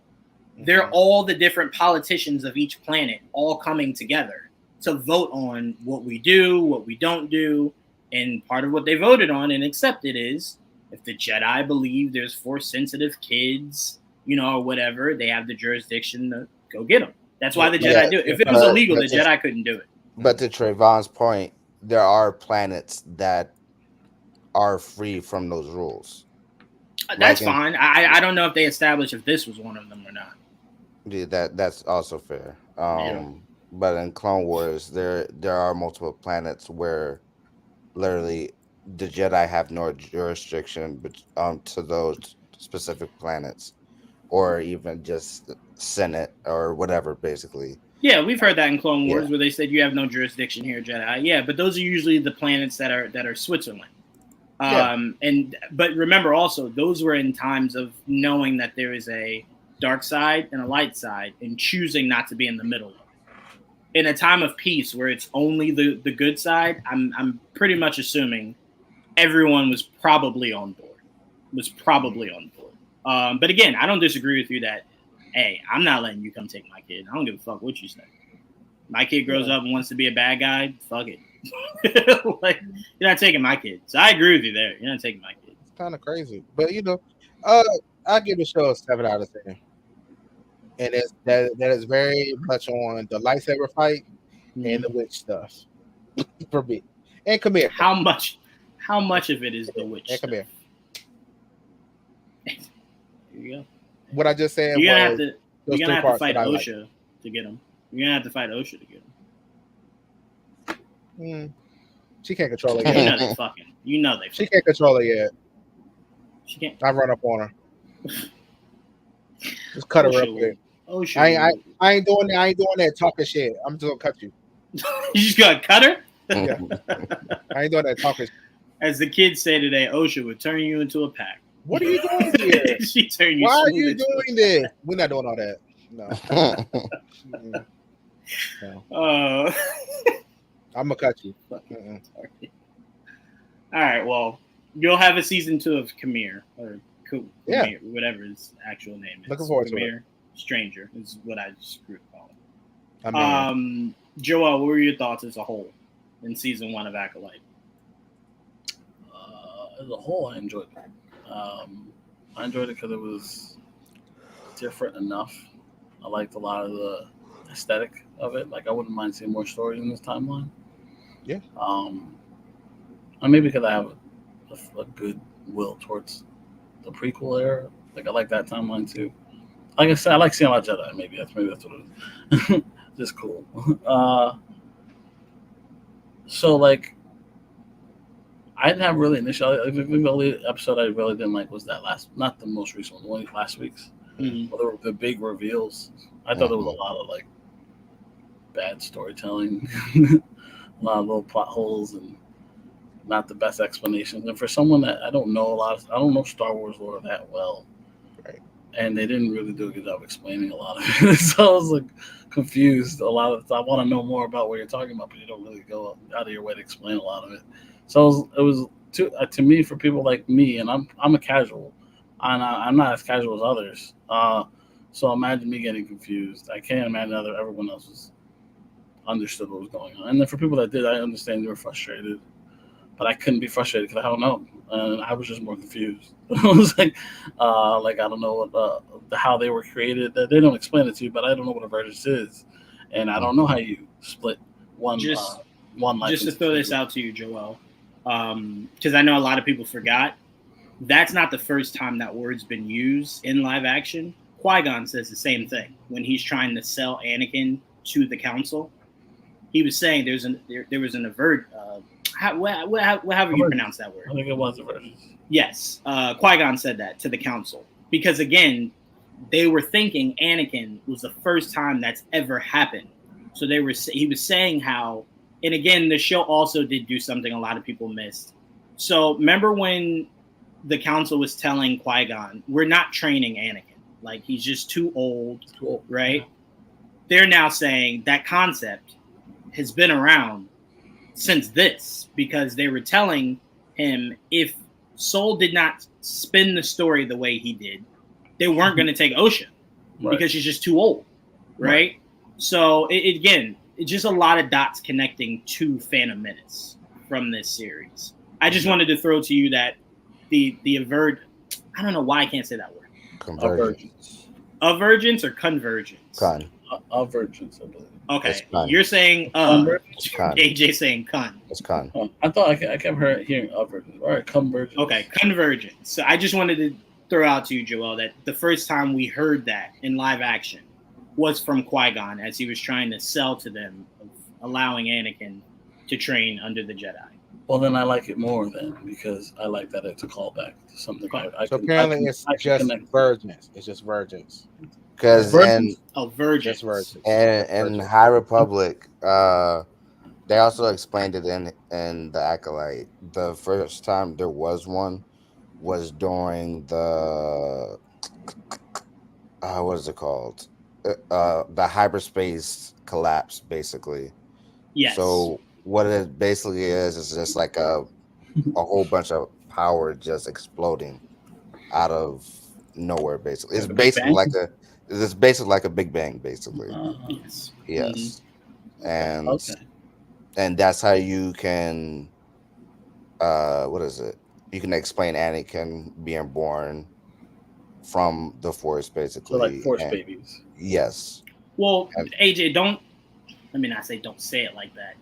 Kind of complicate it a little bit more because it sounds like you're saying it was a big boom and then babies were born. Okay. It makes the Force basically easier to access. Yeah, access something. It allows you the ability to manipulate the Force. The only problem is that the Force does not allow you to manipulate it to your will.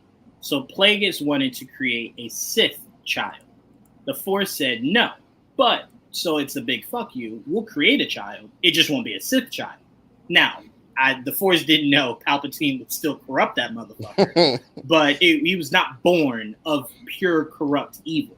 You can't bend to your will. That's the whole point of the Force, is that it's like a brick wall. You can't just run into it and then create it, and make it the way you want it. So that's what people's issue was with them saying that they use the threads of the Force to manipulate it to create Osha. It's like, well, the Force is saying it's not. Go ahead. I'm sorry, Joel. No, I hear what you're saying. I just thought it was like, I don't like when he was explaining that they're the same person. Like, that's weird because like I know Anakin's one person. Like, you got Osha and May. Right. Okay. Yeah, Osha and May. Yeah. Mm-hmm. They're the same person. So I don't understand that. I don't know what. Like, that's weird. So I can actually help you with that, Joel. I spent a lot of time last night and this morning thinking about that. What I think they were trying to convey was that, think about the first time we met May, the first time we met Osha. Right or wrong, first time you met May, pure evil. First time you met Osha, pure good. Mm-hmm. Right? He was trying to say, Osha is one person, but you're split into good and evil. Mm-hmm. It's why the end of the show was them just flip-flopping, right? So it's like they'll never be all of one. They'll either be good or evil. That's how they exist. It's how they can exist. Right. Is that they're two halves of one whole. They're also genetically not the same person. That's right. That's what's weird. Right.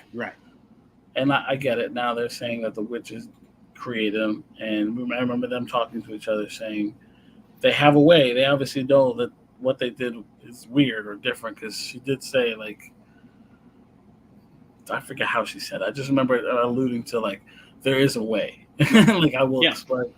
And I'm curious what that is. So I like all the mystery and all that explanation. But I just thought that episode specifically was, like, a lot of, like, with, like, Soul explaining himself.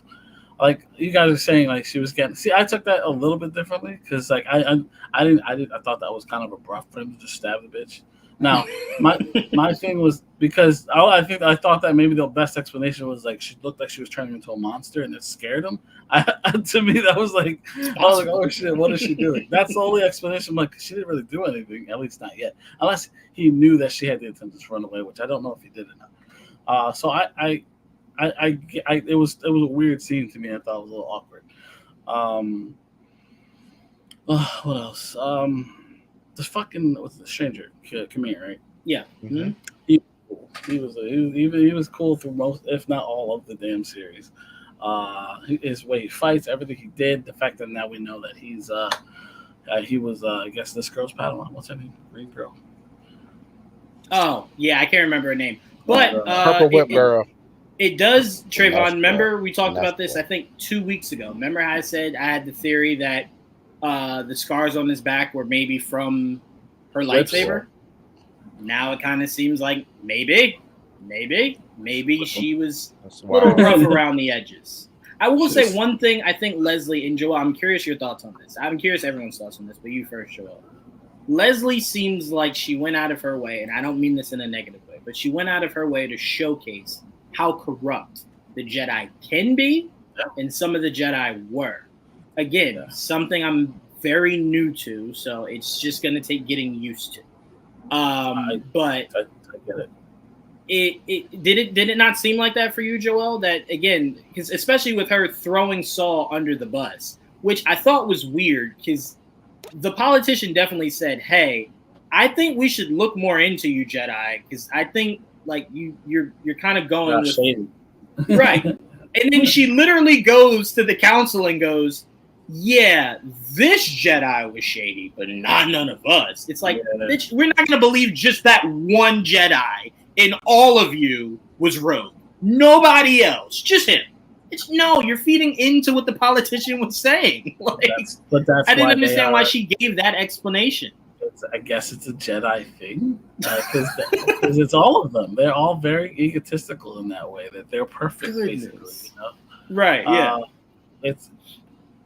We know that they're corruptible. They're easy. Yes, of course. Because of all the holding back of emotion, like that's and we know him with the whatever his name is, David something Harewood. Yes. Stop reminding me of him, Joel. When I saw him, I got angry all over again. We talked to him. We know him. But he made a good point in the fact that like he's basically breaking them down. Like you guys are trying to control something that's uncontrollable, and that's emotions. And he's not wrong. I don't think he's wrong in that way. I agree. And look, they've alluded to the fact that the Jedi will be the fall of themselves. That they'll be, responsible for their own demise at the end of the day because they're basically have a stick up their ass. But honestly, think about what you're saying, Joel. Think about why Dooku left. Think about why Anakin left and went to the dark side. You keep bottling in what these people are telling you makes them human. You keep saying, well, fuck being human. Be my robot. Go be my robot. Why do you think it's so easy for them to just like, yeah, he did it. It was just him. Like, think about it, Joel. The witch took over the Padawan just by telling him, I can take you home. It was something simple as just going home. Like, that wasn't even an emotion. Hey, look. He wanted to go home, sir. It's been like 7 years. No, I get it, but I'm saying, think about how much you have to suppress that just going home makes you susceptible to the dark side. Like, think about that. Like, that man heard of virgins and flew to that place. He said, I want to get the fuck home, man. that whole thing was also different. I didn't know like a whole planet. Like they're like hot spots.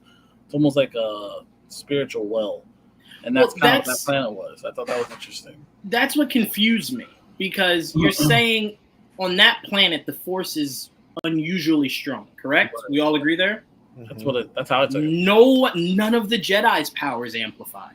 So it's like how does your power amplify, but theirs is just whatever it is when they got there? That's what confused me. Well, that's the thing. I think it's the way you tap into it. Yeah. Like maybe you have to tap in it through the dark side? No, it's not just dark side. It's different ways. So you do have the dark side. You also have the way the witches use the force. Which I thought was the dark side. No, it's different. So you have the Jedi's way. You have the dark side. You have the witches. You have the witches of Dathomir. They all use the force. Dathomir? Dathomir. You said Dorkamir. I'm like, hey, watch your mouth. But they all use the witches of Dathomir say magic, but it's the force. It's just used differently. That's why I feel like I don't think Dathomir is the force. I think that's why Maul and Ventress and Savage were so rare. And think about it, they had to manipulate Savage to being able to withstand the force. I don't think Dathomir deals in the force. I think that's what made these witches confusing is when you call them witches. We know witches, and they're not connected to the force. Dathomir is not connected to the force. Well, that's actual dark isn't magic. The only witches that we've known. No, not at all. I just mean for in live action, right? Live action or animation. This new, new canon we're in. The only witches we knew before now, obviously, was Dathomir, and they are not connected to the Force. It's why Darth Maul and Ventress were so rare, as far as Dathomir. Dooku knew he could get warriors from there, but not warriors that are Force sensitive. That's why Asajj was we definitely have different like species on Dathomir. What I'm saying is like specifically the witches. Other than Dathomirians? Not what I meant. Like on Earth, we're all basically human. Oh yes. I was going to say no. Dathomir is like we're all human. Other races in China than just Chinese. I think it's predominantly Chinese. I get what you're saying. Go ahead. I'm sorry. But specifically the witches, like where Savage came from, you have that clan specifically. Yeah, Savage and Maul came from magic. But for me personally, I view that the way that they use magic is still the Force, but used differently than how Plague uses the Force from how the Jedi use the Force. That's and interesting. They just call it magic.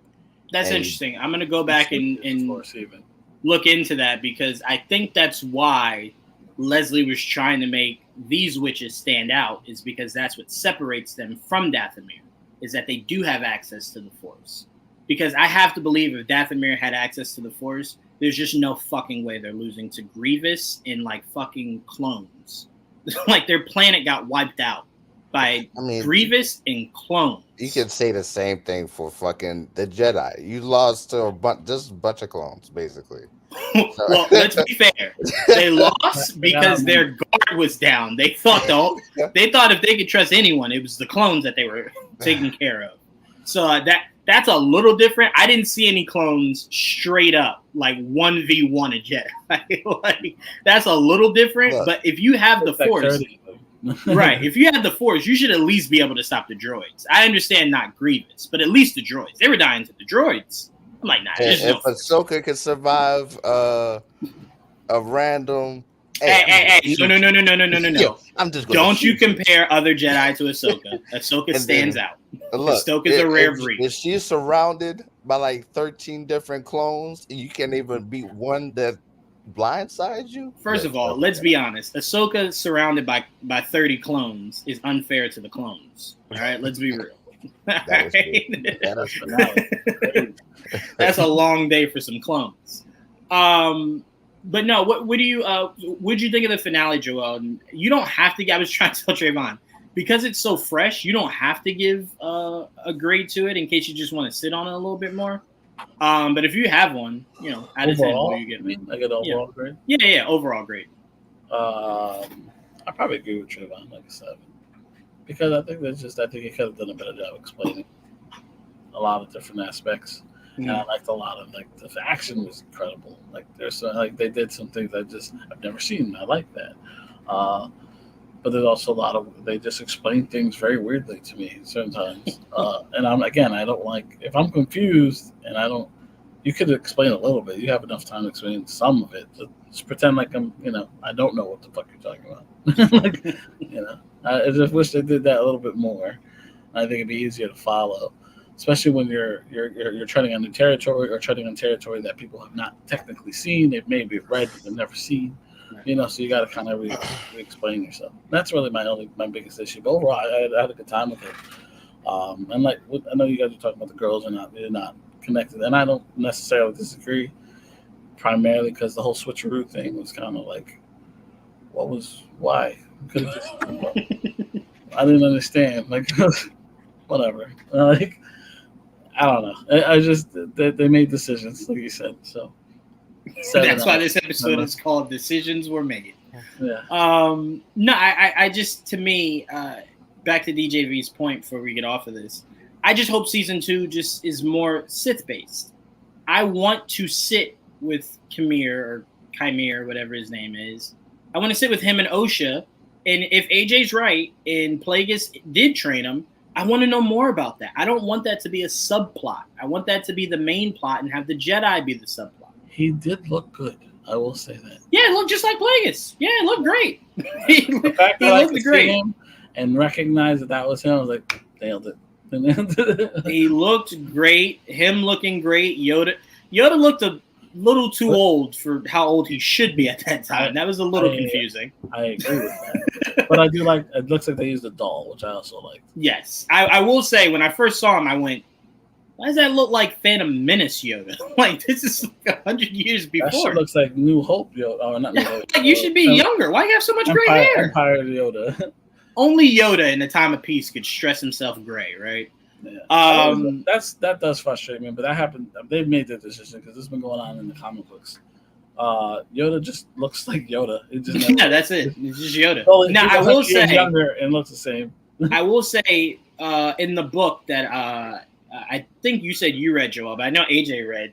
Yoda does look extremely young in that book. Extremely the stretch. No. The last time I saw I'll say this. From what the back of his head told me, he looked drastically younger than that. Wait, what'd you say, AJ? He has less wrinkles. Hair is still white. I'm like, it looks very much similar. It's just I laugh because you know what I think of when I think of Yoda. I think about what Tales of the Jedi showed us Dooku look like, right? Yeah. Then remember Dooku in Phantom Menace, which is not Phantom Menace. I'm sorry, Attack of the Clones, which is not that long after Tales of the Jedi. He's all gray. What the fuck did you do in this time, Dooku? Why are you so gray? What happened? Full head of brown hair, gray, just like that.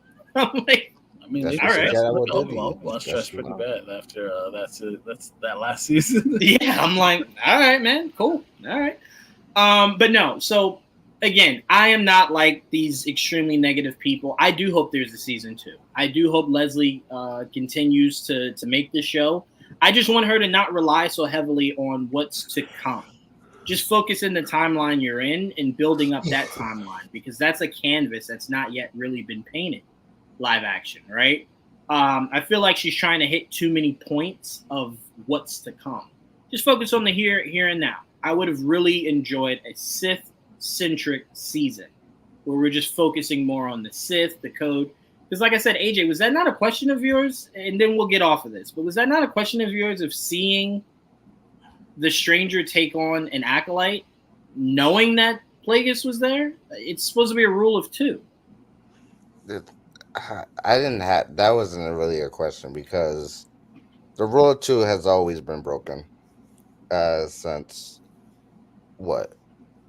Attack of the Clones. It depends. Because if you're talking Ventress, I can actually explain Ventress. Are you talking Ventress? But not even Ventress. You had Maul and Dooku that was basically trained under Palpatine, or I should say Dooku was controlled. I'm not gonna. Dooku because there's some overlap. Because technically, by the time Dooku became Darth Tyrannus, Maul has been dead. Yeah. So Maul died. That's how he became Darth Tyrannus. But he was being groomed. He was being groomed because I think he always saw the flaw in Maul. Right. But he led with too much anger. Yes. Right. But you also have him with Dooku, then you also have him grooming Anakin at the same time. So it's like, well, hold on, that was a bait and switch. There's multiple overlaps.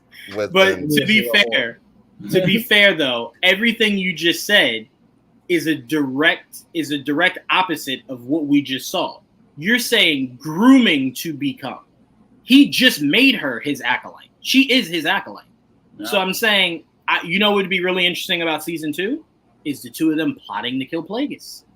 That'd be really interesting. You know what I'm saying? Because he's going to say, you can't truly be my apprentice as long as he lives. We have to kill this guy. Then you can, but you can teach anyone. This guy's also, the Force. As far as we know, not a Darth either.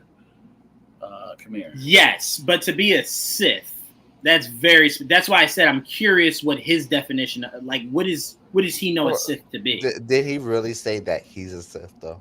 Yeah. Well, no, not in the show. He did an interview. The real actor did an interview. No, we're going by the show. We're going by the show. We can't pick and choose, AJ. No. In the show, he said, "I am what you Jedi would call a Sith."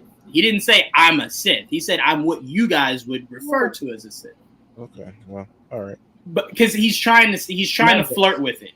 It's semantics to a degree, Trayvon. He's trying to say I'm not a Sith yet, but because you guys don't know what a dark user is, but a Sith, you would consider me a Sith. Right. That's probably or acolyte. Now, if he said in another episode that he's directly a Sith, I apologize. I don't remember. No, but I remember that exact conversation where he said, I am what you would call a Sith. Yeah, so he never took it on. Yeah, he never took on the title of a Sith. Now we know, well, obviously, but now we know what Khmer was talking about. That he recognized Saul or whatever. Yes, because he's saying, I've seen you around, but Saul's like, I don't know who the fuck you are. Because he was only at what, a Padawan at the time? Yeah, of course. Mm-hmm. Of course. It's just like no one would have recognized Grogu. It's like, I might have seen you. I don't fucking know. I mean, what stories is she in? What comics? Because, like, she seems a little shady now, too. What, Venestra? Is that her name? The green one? Yeah, Venestra. Okay. I don't remember much about Venestra, to be honest with you. No, she's only been in the novels. So In the novels? No, but that's what Joel was saying. He was saying like. I is thought you this meant accurate? like comic books. I Not thought she was in actual. the comics. She's not in the comics. Oh! I'm sorry, Joel. My bad. I thought you meant the books. And I saw someone draw her like with hair, so I thought it was a comic book.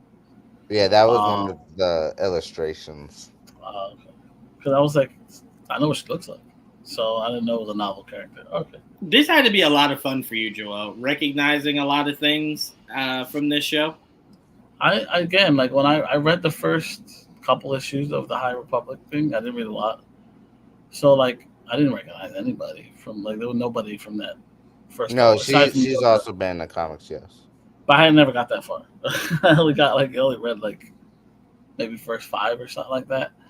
And Yoda showed up at one point. That's why I knew he still looked old because he showed up, but he looked the same. Like, so I was trying to find out if there's anybody new in High Republic, but I never got that far. So I don't know who's a big character. Venestra Rose is the only character that's appeared in the comics and novels that's in the Acolyte. Same with Yoda, but I don't think that really counts because you only seen the back of his head. So right. Gotcha. Okay. Yeah, I was wondering because I wasn't sure if anybody did any crossover. It's so funny because I remember saying when this show was announced, I wasn't going to read much on this timeline because I was going to let her create this timeline for me. I didn't know she'd go so far ahead narratively. I should have just read it, but now I'll go back and read it. But like I said, congrats to this entire team. I 100% do hope that this gets a second season. Because again, like it did in every episode, left me with too many questions. So I don't want a second season if they do the same thing though. What I mean by that is timeline wise. I'm gonna need them to either do more episodes or wait. You want them to jump? Wait, what? You want them to jump in time? No. I'm talking about like the episode layout. So time wise, like 60 minutes basically, instead of the 30 minutes that we get, or more episodes. Because one of the other issues I did have is the pacing issue. Of the shows. But problem is about that is you're told how long your episodes can be. That's a writer problem. Your writer's got to do a better job making it work for the time you've been given. But unfortunately, none of these Star Wars shows are looked at like Game of Thrones. Like one of these episodes of Game of Thrones coming up, 73 minutes. 73 minutes. That's gotta be. Bob Iger will never let a fucking Disney show go 73 fucking minutes. It's insane. That's an if hour. Bob Iger could have these shows 15 minutes, he'd have them 15 minutes. Ain't no fucking way it's getting 73 or 6 shorts. You play the intro and then it's like, all right, we good? It's like I didn't even introduce a character. Some of those Marvel shows do that. They'll have the whole episode get 20 minutes of credits. Like, right, exactly. Yeah, Bob Iger walks in the editing room and he goes, whoa. I'm sorry. Is there still talking going on at the 24 mark? No. There should be credits by this point. Let's wrap this the fuck up. Let's go. But no, I'm really proud of this team. I thought the choreography, like DJV is saying, was really good. I do wish the guy who did the choreography for Revenge of the Sith did more choreography for Star Wars. I still believe there is no better fluidity with lightsabers than Anakin and Obi-Wan in that movie. You said what, AJ? Except for this. Yeah, I don't think this is better than that. This is really good. I said it when we came in to review the episode. It was really good, but what Hayden and Ewan did was crazy. You said what? You would never remember it anyway. I would never remember it? You would never admit that anyway. I came in here and was glowing about how great the choreography was. What you said though, like you would never, nothing would ever be say better. That it was better. Nothing would be better. No, if it was better, I would say it was better. I think you think I have this undying loyalty to that movie. I don't. I don't have undying loyalty to that movie. I still don't think it's to him, not to the movie. To Hayden? Yes. No. This is one of the first times I'm talking about Hayden. How often do you hear me talk about Hayden Christensen? Not often. Are you serious? Trayvon, what are you talking about? I don't often talk about Hayden Christensen. Okay, all right. What are you talking about? Okay. You know what? From now on, call me out on it. Every time I mention him, call me out on it. No, I can tell you, it won't I be enjoy often. it. I enjoy the passion. It's nice. No, I love Hayden Christensen, but Yeah, I I don't. You'll never hear me talk more about Hayden Christensen than Mark Hamill. That's my guy. I don't know how many times I gotta tell you, I'm a Luke guy first. Anakin is number 2. I'm Luke first. Luke was my hero. Ray Skywalker is better than both of them. Yeah, that's okay. You won't be on next week. But yeah. So, anyone else? Any closing thoughts on Acolyte? Yeah. Okay. Closing thoughts. Did you want to give them? Oh yeah, Ray Skywalker is the best character. All right. AJ's gonna go. We're gonna talk the boys in House of Dragons before we get out of here. So you can go and get the fuck out. Peace. Thank you for coming. We love Peace. you, and we'll never have you back. All right, love you. Bye. Bye. The fuck out. Thank you. Did you really leave? Yeah. He didn't that see was the, that was he us didn't see joking. He didn't see the other shows. He hasn't started. He left on I'm sorry. purpose. He's not Yeah. caught up on the boys or House of Dragons. Okay. Trayvon, you got to know this at this point. There will never be any bad blood interactions I have on air. I'll save that for off air, but never on air. But never on air. Even when me and Joel just yelled at each other, it's never personal. It's never personal. You know what I'm saying? It's always love. That's why I'm never talking about it again. It's always love. Joel is full of shit. All right, let's get to House of Dragons. The only reason DJV shows up every week. All right, Trayvon, my deepest apologies to you. You came out last week and said 100% unequivocal that king is not dead. I said there's no way in fuck you could survive fire of that degree. Apparently, that fucker's skin is like dragon scales, apparently, right? So he survived the fall and the burn. Yeah. Can't make this shit up, Somehow. right? Right. So we're heading to war. We're heading to war. Oh, yes, We obviously saw Daemon is getting what he needs. Let me just say this, Game of Thrones. George R.R. Martin, you're a brilliant writer. You guys are doing a great job. Please, I never need to see a mother having intimate sex with their son ever again. Don't just don't put that in there ever again. Because you know what caught me off guard? I forgot that was his mom. I'm just like, oh, he's okay, Look, all right. I was Then when just she sitting said here it, I watching said- like, who is this? Exactly. Exactly. I'm uncomfortable. Who is this? I'm like, he is Because getting I know how it this in. shit go. Who is this? Yeah. As soon as she Question, said mother, I question. said, ooh, hold on now. My Wait a favorite minute. son. Oh, I was like, That's no. some Freudian shit going on right there. Yeah, I said, hold on now. Hold on. There's some shit Game of Thrones will have me accept. I'm drawing a line. Okay.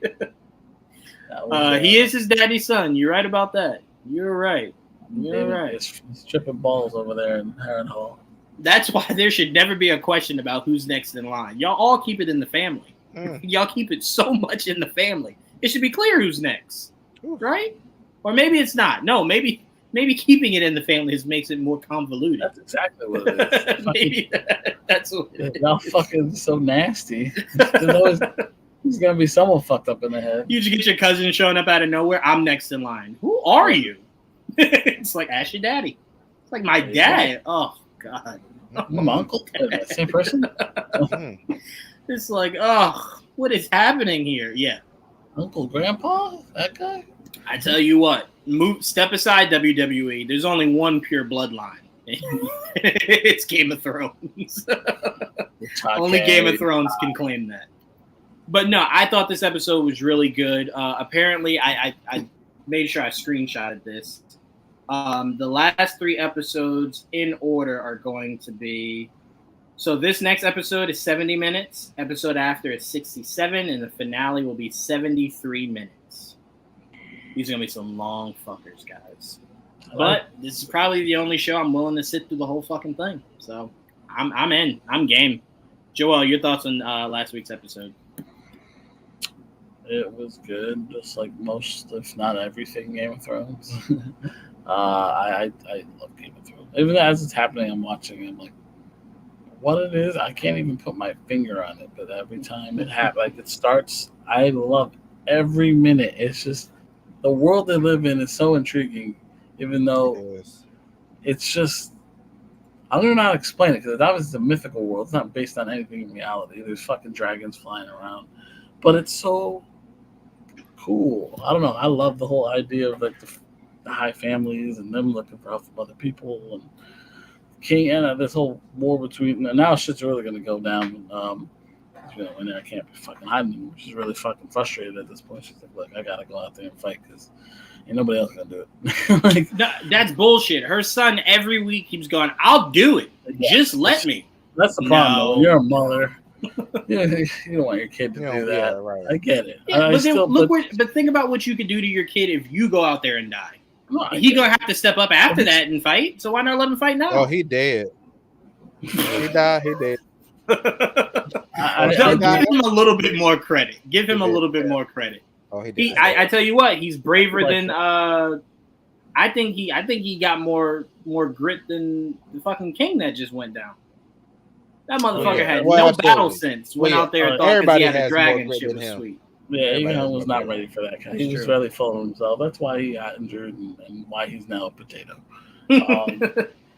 Will he ever wake up? I kind of doubt it at this point. Well, no, remember, he did. He woke up in this episode. Remember, his mother left the room, and then he said mother right when she left. I didn't hear him. Yeah, he said mother. They're going to slit his throat next week. Yeah. Trayvon, don't speak about the credits, the previews. I'll just say what I think. This man. No, but Joelle, she was sitting with him. She started to cry, so she got up and left. And right when literally the moment she closed the door, he said mother. He said mommy. Mummy, that's right. Yeah, that's what little bitch you say. That's right. So, you don't look like mommy. Mommy's Yeah, going to fuck your hand right now. It's okay. Mother's about to go get finger blasted. Oh, You lay there. Or foot blasted. I don't know. Whatever one. Whatever one's happening.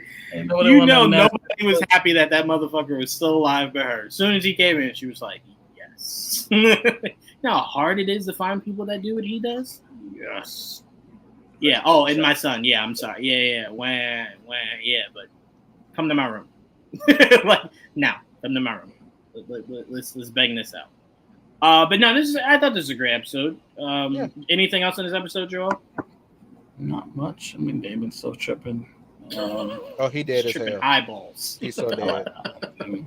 He's not making it. Allison, like. Yes, that is true. Ashley is losing all her Sims. That is true. We'll get to that. Don't worry. We'll get to that before we get out of here. That shit was crazy too. But yeah, poor Allison. She's lost all control over there. Can I say the one thing before I pass it to you, Trayvon? The one thing that had me dying laughing from this episode. So Rhaenyra's crew is just like, yo, to win this war, we need bigger dragons. Mm-hmm. Like, we need more dragons. She's like, I just gave this lady 2 dragons. We might have to go get this big bad motherfucker, but we might die in the process. They got dragons in the basement. Right. They're like, we got to go get the big one we got, but he might kill us. So let's just... Yeah, that's the problem. They don't have any more Targaryens. And right. Like, well, that's why I guess why they incestually fuck each other, because it's a stronger bloodline. And you can who's to calm these dragons if not us? I feel like they're alluding to one person that's going to be it. Well, possibly, but the way they're doing it. My thing is that's why they don't like to dilute the bloodline, because you have a weaker control over the dragons. The dragons won't like you as much if you're not pure blood, because that's what she was saying. So they got to test it, because at this point they have to try it. So they're going to go and look through the book and see who was married to who and how many bastard children can we collect. Yep. It's like Pokemon. That's exactly what they're going to do. But to be fair, to DJ V's point, Trayvon, you can take it from here. That's only because she's a woman. That's not because there's something special about Daemon. I mean, Daemon will kill you without thinking twice, but it's just because she's not a man. If there was any other man in her position, they wouldn't be talking this spicy. But I mean, he even says it in the episode. He goes, "It's because you're a woman." That's why. It's not that I don't think you can do it. You're a woman, so I kind of feel like you can't do it, right? So, yeah. But go ahead, Trayvon. Your thoughts on this episode?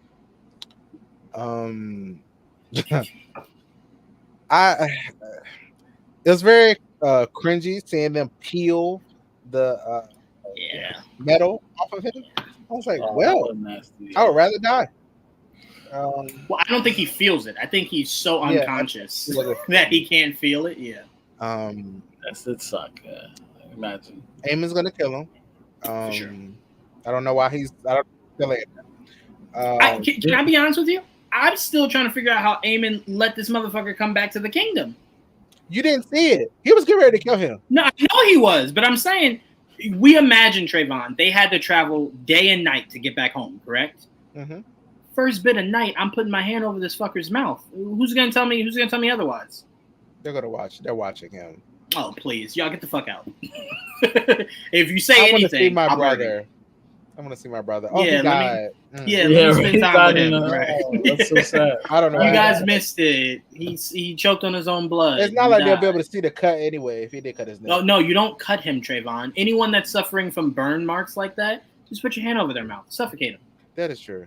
There you go, and just say they died to their burns. That's it. Ain't no real doctors out there. You had that poor black man just pulling out any kind of voodoo he could think of. He's, I don't know, put leaves on this motherfucker. I don't know. Because if I don't know. if Aegon dies in his care, oh, he dead. Just Yes, yeah, that's yeah. Look, he better be breathing. We're gonna find you. It was your fault. Aemon didn't do shit. You did it. That's it. Exactly. And I'm like, Exactly. Allison, you know, Aemon burnt the fuck out of him. You knew it. You know. Come on. 100%. You knew those were Come on. You dragon get on my burns. nerves. Come on, like, Like- come on. She plays so stupid. Did he no part in it? Girl, come on. You know he did. Like, come on. Yeah, it's messy. It's just a messy. We like the Damon thing. Just go ahead, I'm sick of it. Just like Damon, you go ahead and die. I'm sick of it. This weird shit. All this weird ass. He just needs to get back home. This motherfucker. It's weird. Nah, Who's I'm the guy? sorry. Damon's the only real nigga in this whole show. He can't die. Sorry. Nah, I need him. Mm-mm. He died. Nah, I need him. I She need him. literally witching him right now. Oh, she like- witching the fuck out of him. She was like, "You're not wrong." She said something about his mama. I'm like, Yeah. sir, that She don't said- include you.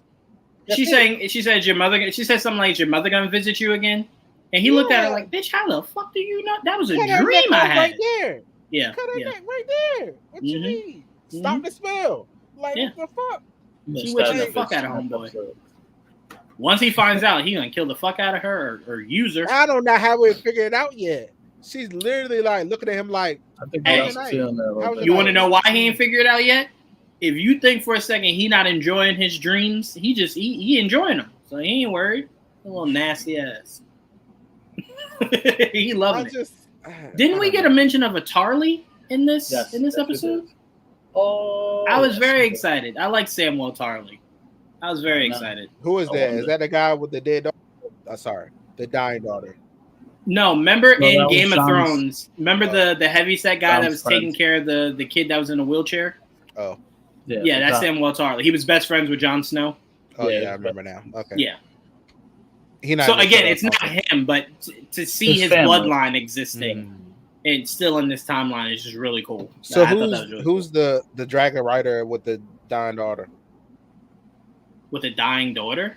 Yeah, Whose daughter is dying? that guy or whatever. The Oh, You I mean know the about- guy whose daughter you think is about to die? yeah. Oh, wait. No. The I'm He's the sorry. dragon You're talking rider. about the subplot of the subplot of the subplot. He's the dragon rider. I know it. He's gonna be. Okay. Yeah. Oh, Yeah, I see what you're saying. you're Because saying. why I see what you're introduce him? Because I'm like, They who the fuck keep- is right. this guy? They keep You going. know back who the and- actor is, right, Joel? From our favorite show. What show? From the Bruce Lee show. That's him. Remember he was the cop? Yeah, I was gonna say, is that the cop?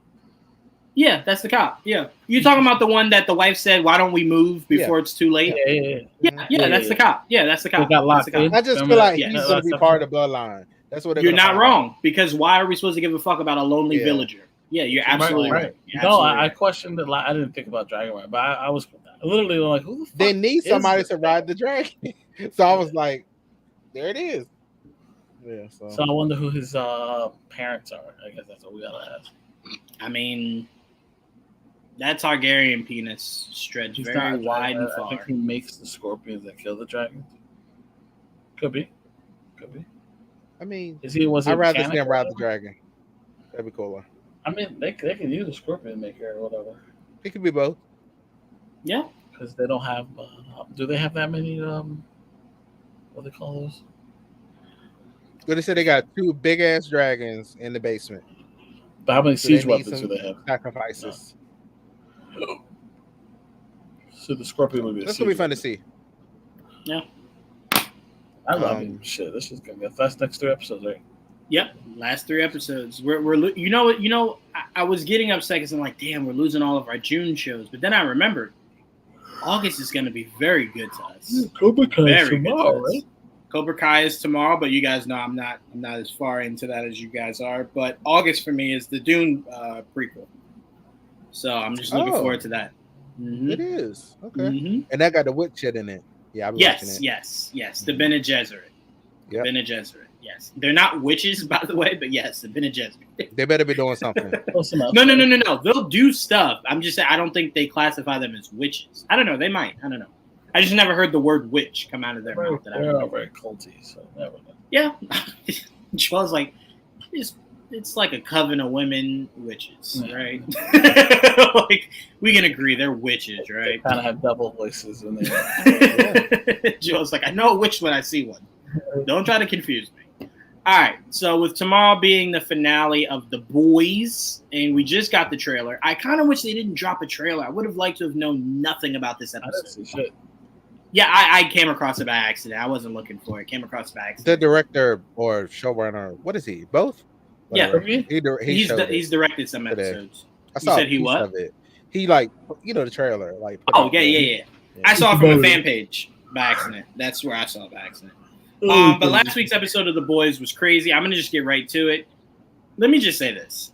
I get it. Narratively, you're trying to confuse the audience, and it worked. Let me be very clear. It worked.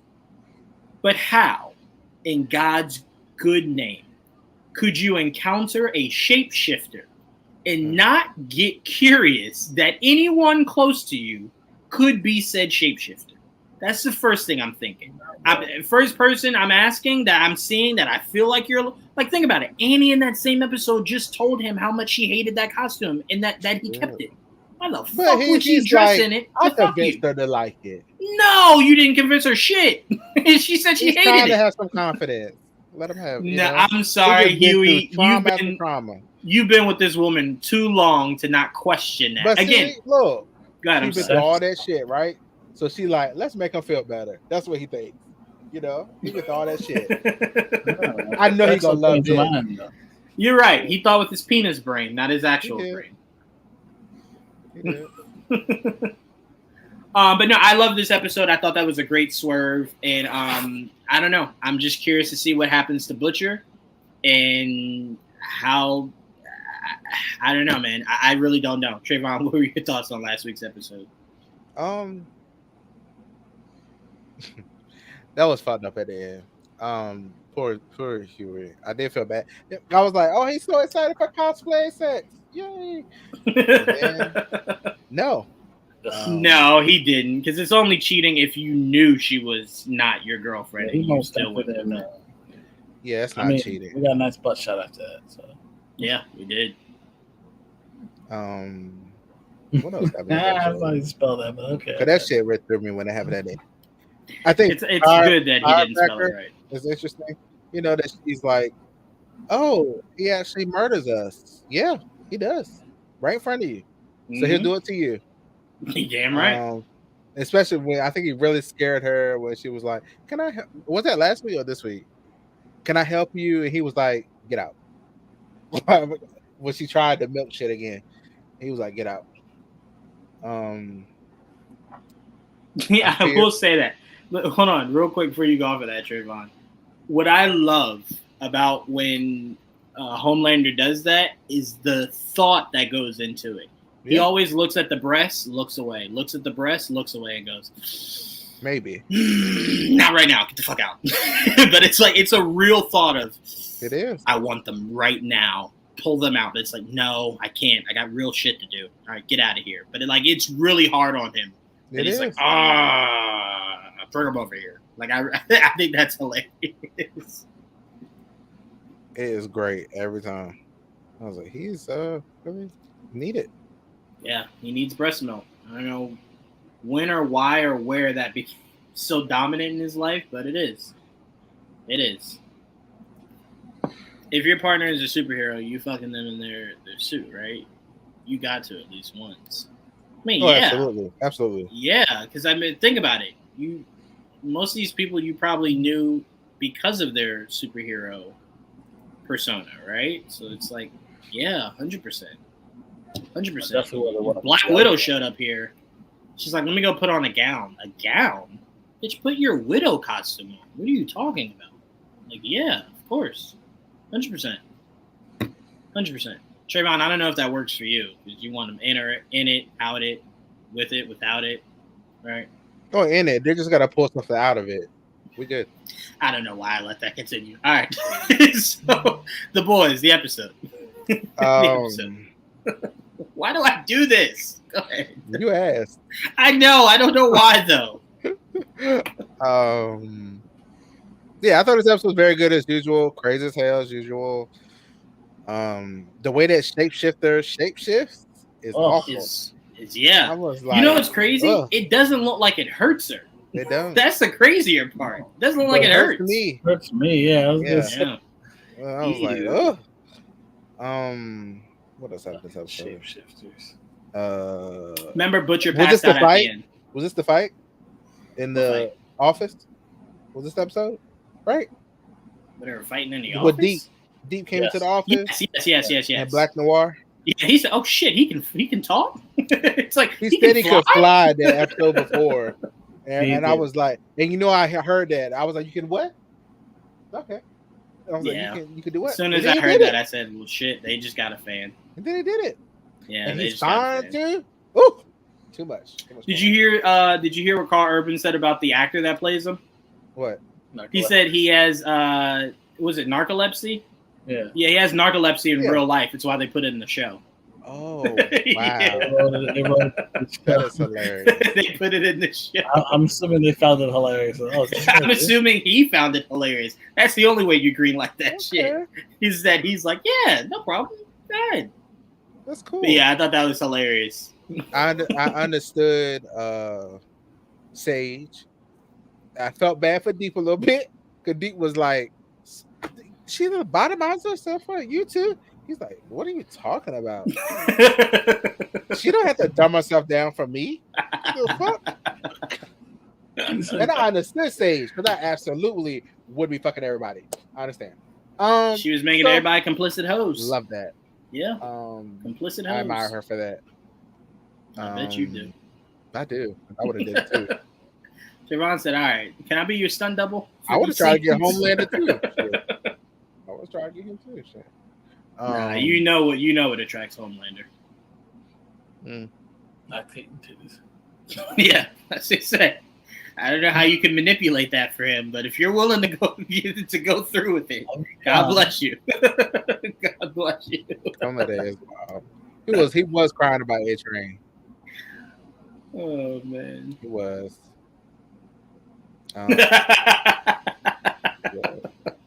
To be fair, narratively, the last time he spoke to A-Train, in the Deep on a real emotional level, he was letting them know, like, thank God I got you guys. And like the first chance A-Train got to fuck him over, A-Train was like, yep. Like, think about that. First chance A-Train got to screw his girlfriend over, killed her. First chance he got to screw the Deep over, did it. Like, A-Train does not mind screwing people over. He's very okay with it. Very much. That's fine. Yeah, I mean, sure. As long as you know that at any point Homelander catches you, he will murder you. If you're okay with it, I'm okay with you being okay with it. So I'm trying to figure out why he's still around. I would have ran somewhere. Because there's nowhere you can go. Yes, there is. It's not. It's like trying to escape Superman. You said what? Homelander ain't got super speed. At least he doesn't. But do you plan on running every day, every hour, every second? Why we have to do that? Just run farther, Chill out. You do know, because It'll take Homelander's a like while to Superman. get. He'll just fly across the world till he finds you. He flies slow as hell. It's No, okay. he doesn't fly to what you know Superman to fly as, but that is fast for people at that speed. He ain't catching where A-Train at. It's Okay. fine. All right, just know at some point A-Train's got to eat, piss, shit, sleep, and that's when Homelander will come murder you. I mean, he said it. Like, I'm not paraphrasing. That's why remember when he told Ashley we're not running? What did he say? Homelander's just gonna find us at whatever beach we go to. Like, he can't just escape it. And he's right. Especially because you have a notable face. You're a superhero. You know how many people are gonna like take a Ooh, it's A-Train. photo of you? Yeah. Homelander will find you in a second. You're dead. So no. Oh, Be part of what kills him. I think that was the only thing that happened, right? Well, Yeah. but what happened with Butcher? He passed out. I thought he was going to use his powers and explode the whole bar. That's what I thought was about to happen. But he just passed out. And then, we went to the cliffhanger of the episode, which was Starlight and the locked up. What the hell they do with her in there? But all right. I'm assuming maybe just taking her off the board. Mm. So it's one less member of the boys that they got to worry about. I'm assuming. I don't know. And Because you would assume. it just looked like it the whole time. Right, because you would assume if it was Homelander's idea, he would have just killed her, right? Like, why even play around with it? Just kill her, be done with it. It's one less person you got to worry about. I think he screwed up by firing Sage. And now she could just ruin it. Whatever the plan 100%. was. Yeah, Sage knows too much. Now, again, this will be very interesting to see tomorrow. Is Homelander as smart as he thinks he is Of course to not. change it, to change up the plan to even where Sage doesn't know what's coming? That's going to be the interesting part. Because think about it. If Homelander just decides fucking murders everybody, that's a wrench you can't, you can't prepare yourself for that. If he just decides I want to pick the whole Earth up and throw it across the galaxy, he Well, he you're can't fucked. do that, right? He couldn't even pick I'm, the plane. I'm exaggerating. I'm He couldn't even exaggerating. lift the plane up. So, I don't think it wasn't that he couldn't. I think he didn't want to. I think that was that. You think so? I 100% did. I think he didn't want to save those people up. Oh. He definitely wants to. Yeah, that's why. Remember, he kept saying, "All right, yeah, like a couple of you," and then she's like, "No, I'm sorry." It was Maeve that was like, "We'll save just a couple." And he's like, "No, if I save a couple, then they'll say I left the rest of them. We just gotta leave them all." Right? That didn't sound like a guy that, if he could, he would just try to save as many people as possible. This is true. right? Yeah, he just didn't give a fuck. It's fair Why? enough. I don't know, but he didn't give a fuck. He's evil. He don't Yeah. care about people. Yes.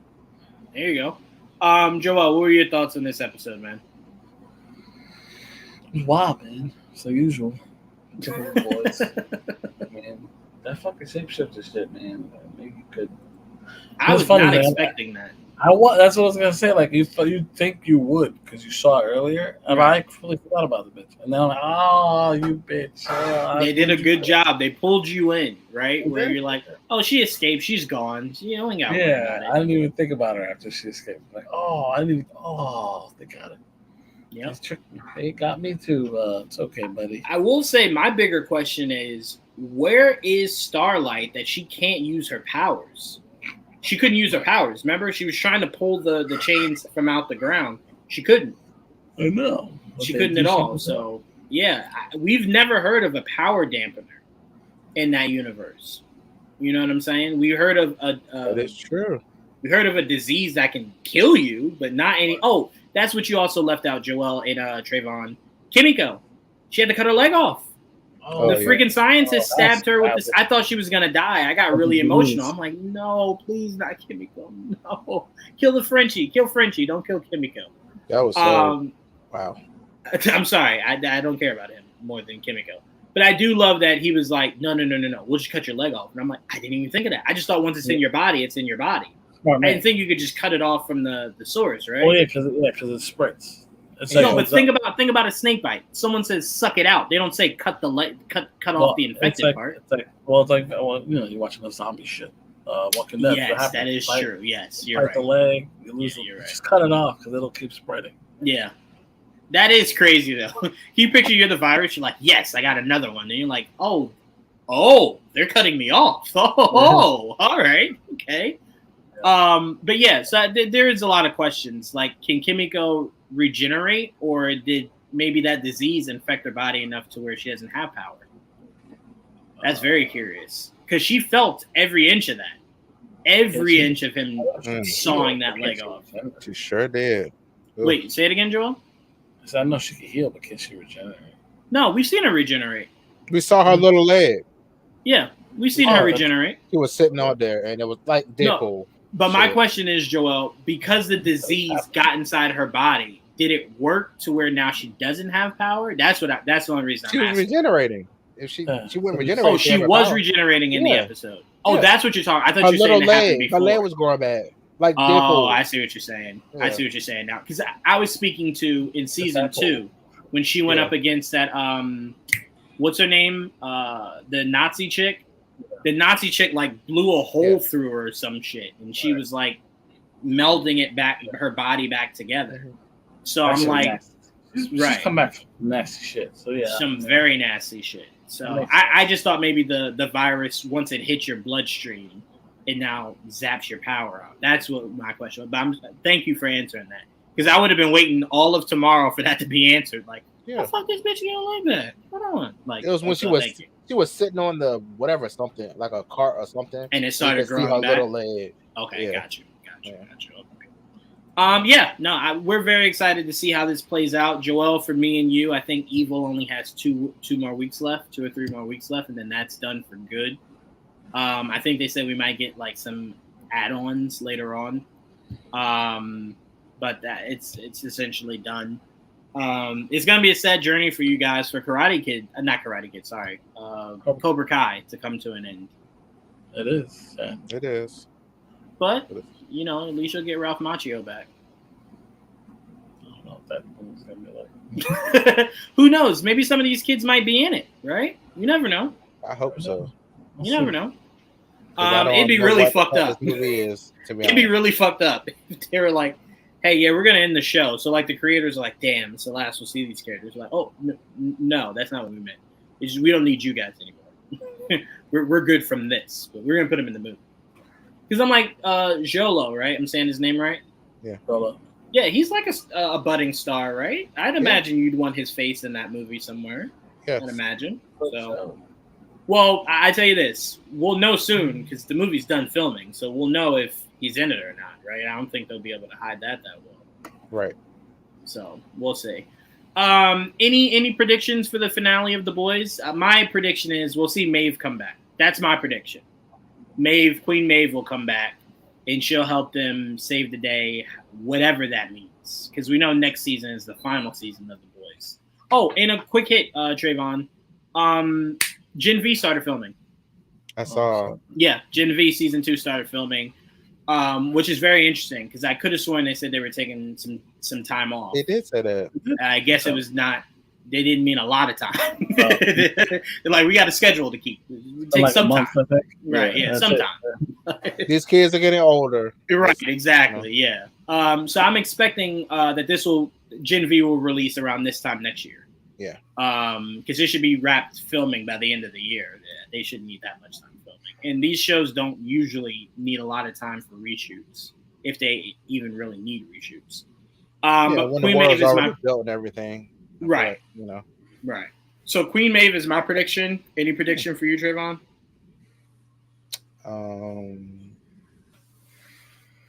A-Train sacrificing and stuff.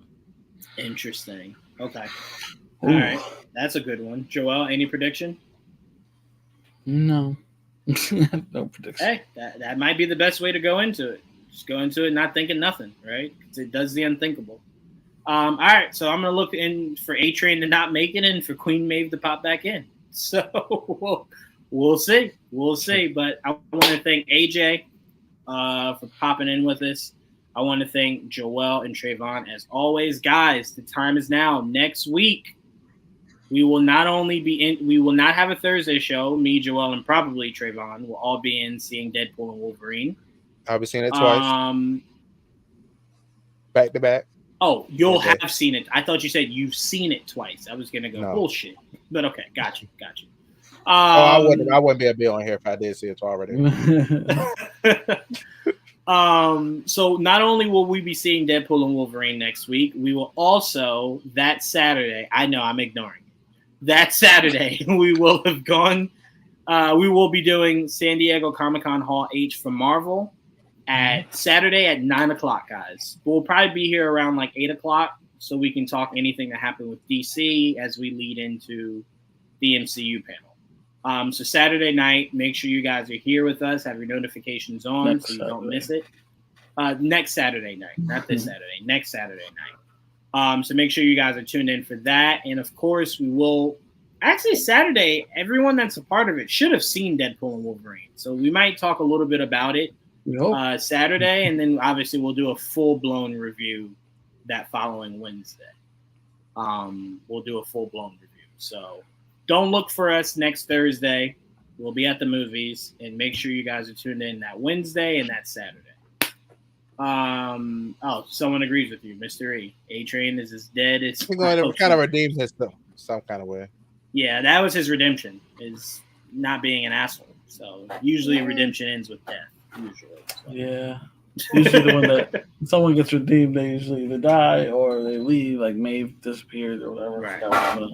Even though I struggle to ever picture Maeve as a bad guy. Maeve was just like, but she if I was step out of line, he'll kill them. So, yeah, right. She was letting that happen. She wanted to ask. Yeah, she was complicit. She was, but I mean, I would be too if Homelander was like, "I'll kill you, bitch. Say anything." It's like, all right, well, I'll say nothing. Cool with me. He doesn't help. He does not. But all right, guys, thank you so much, and until next time, peace.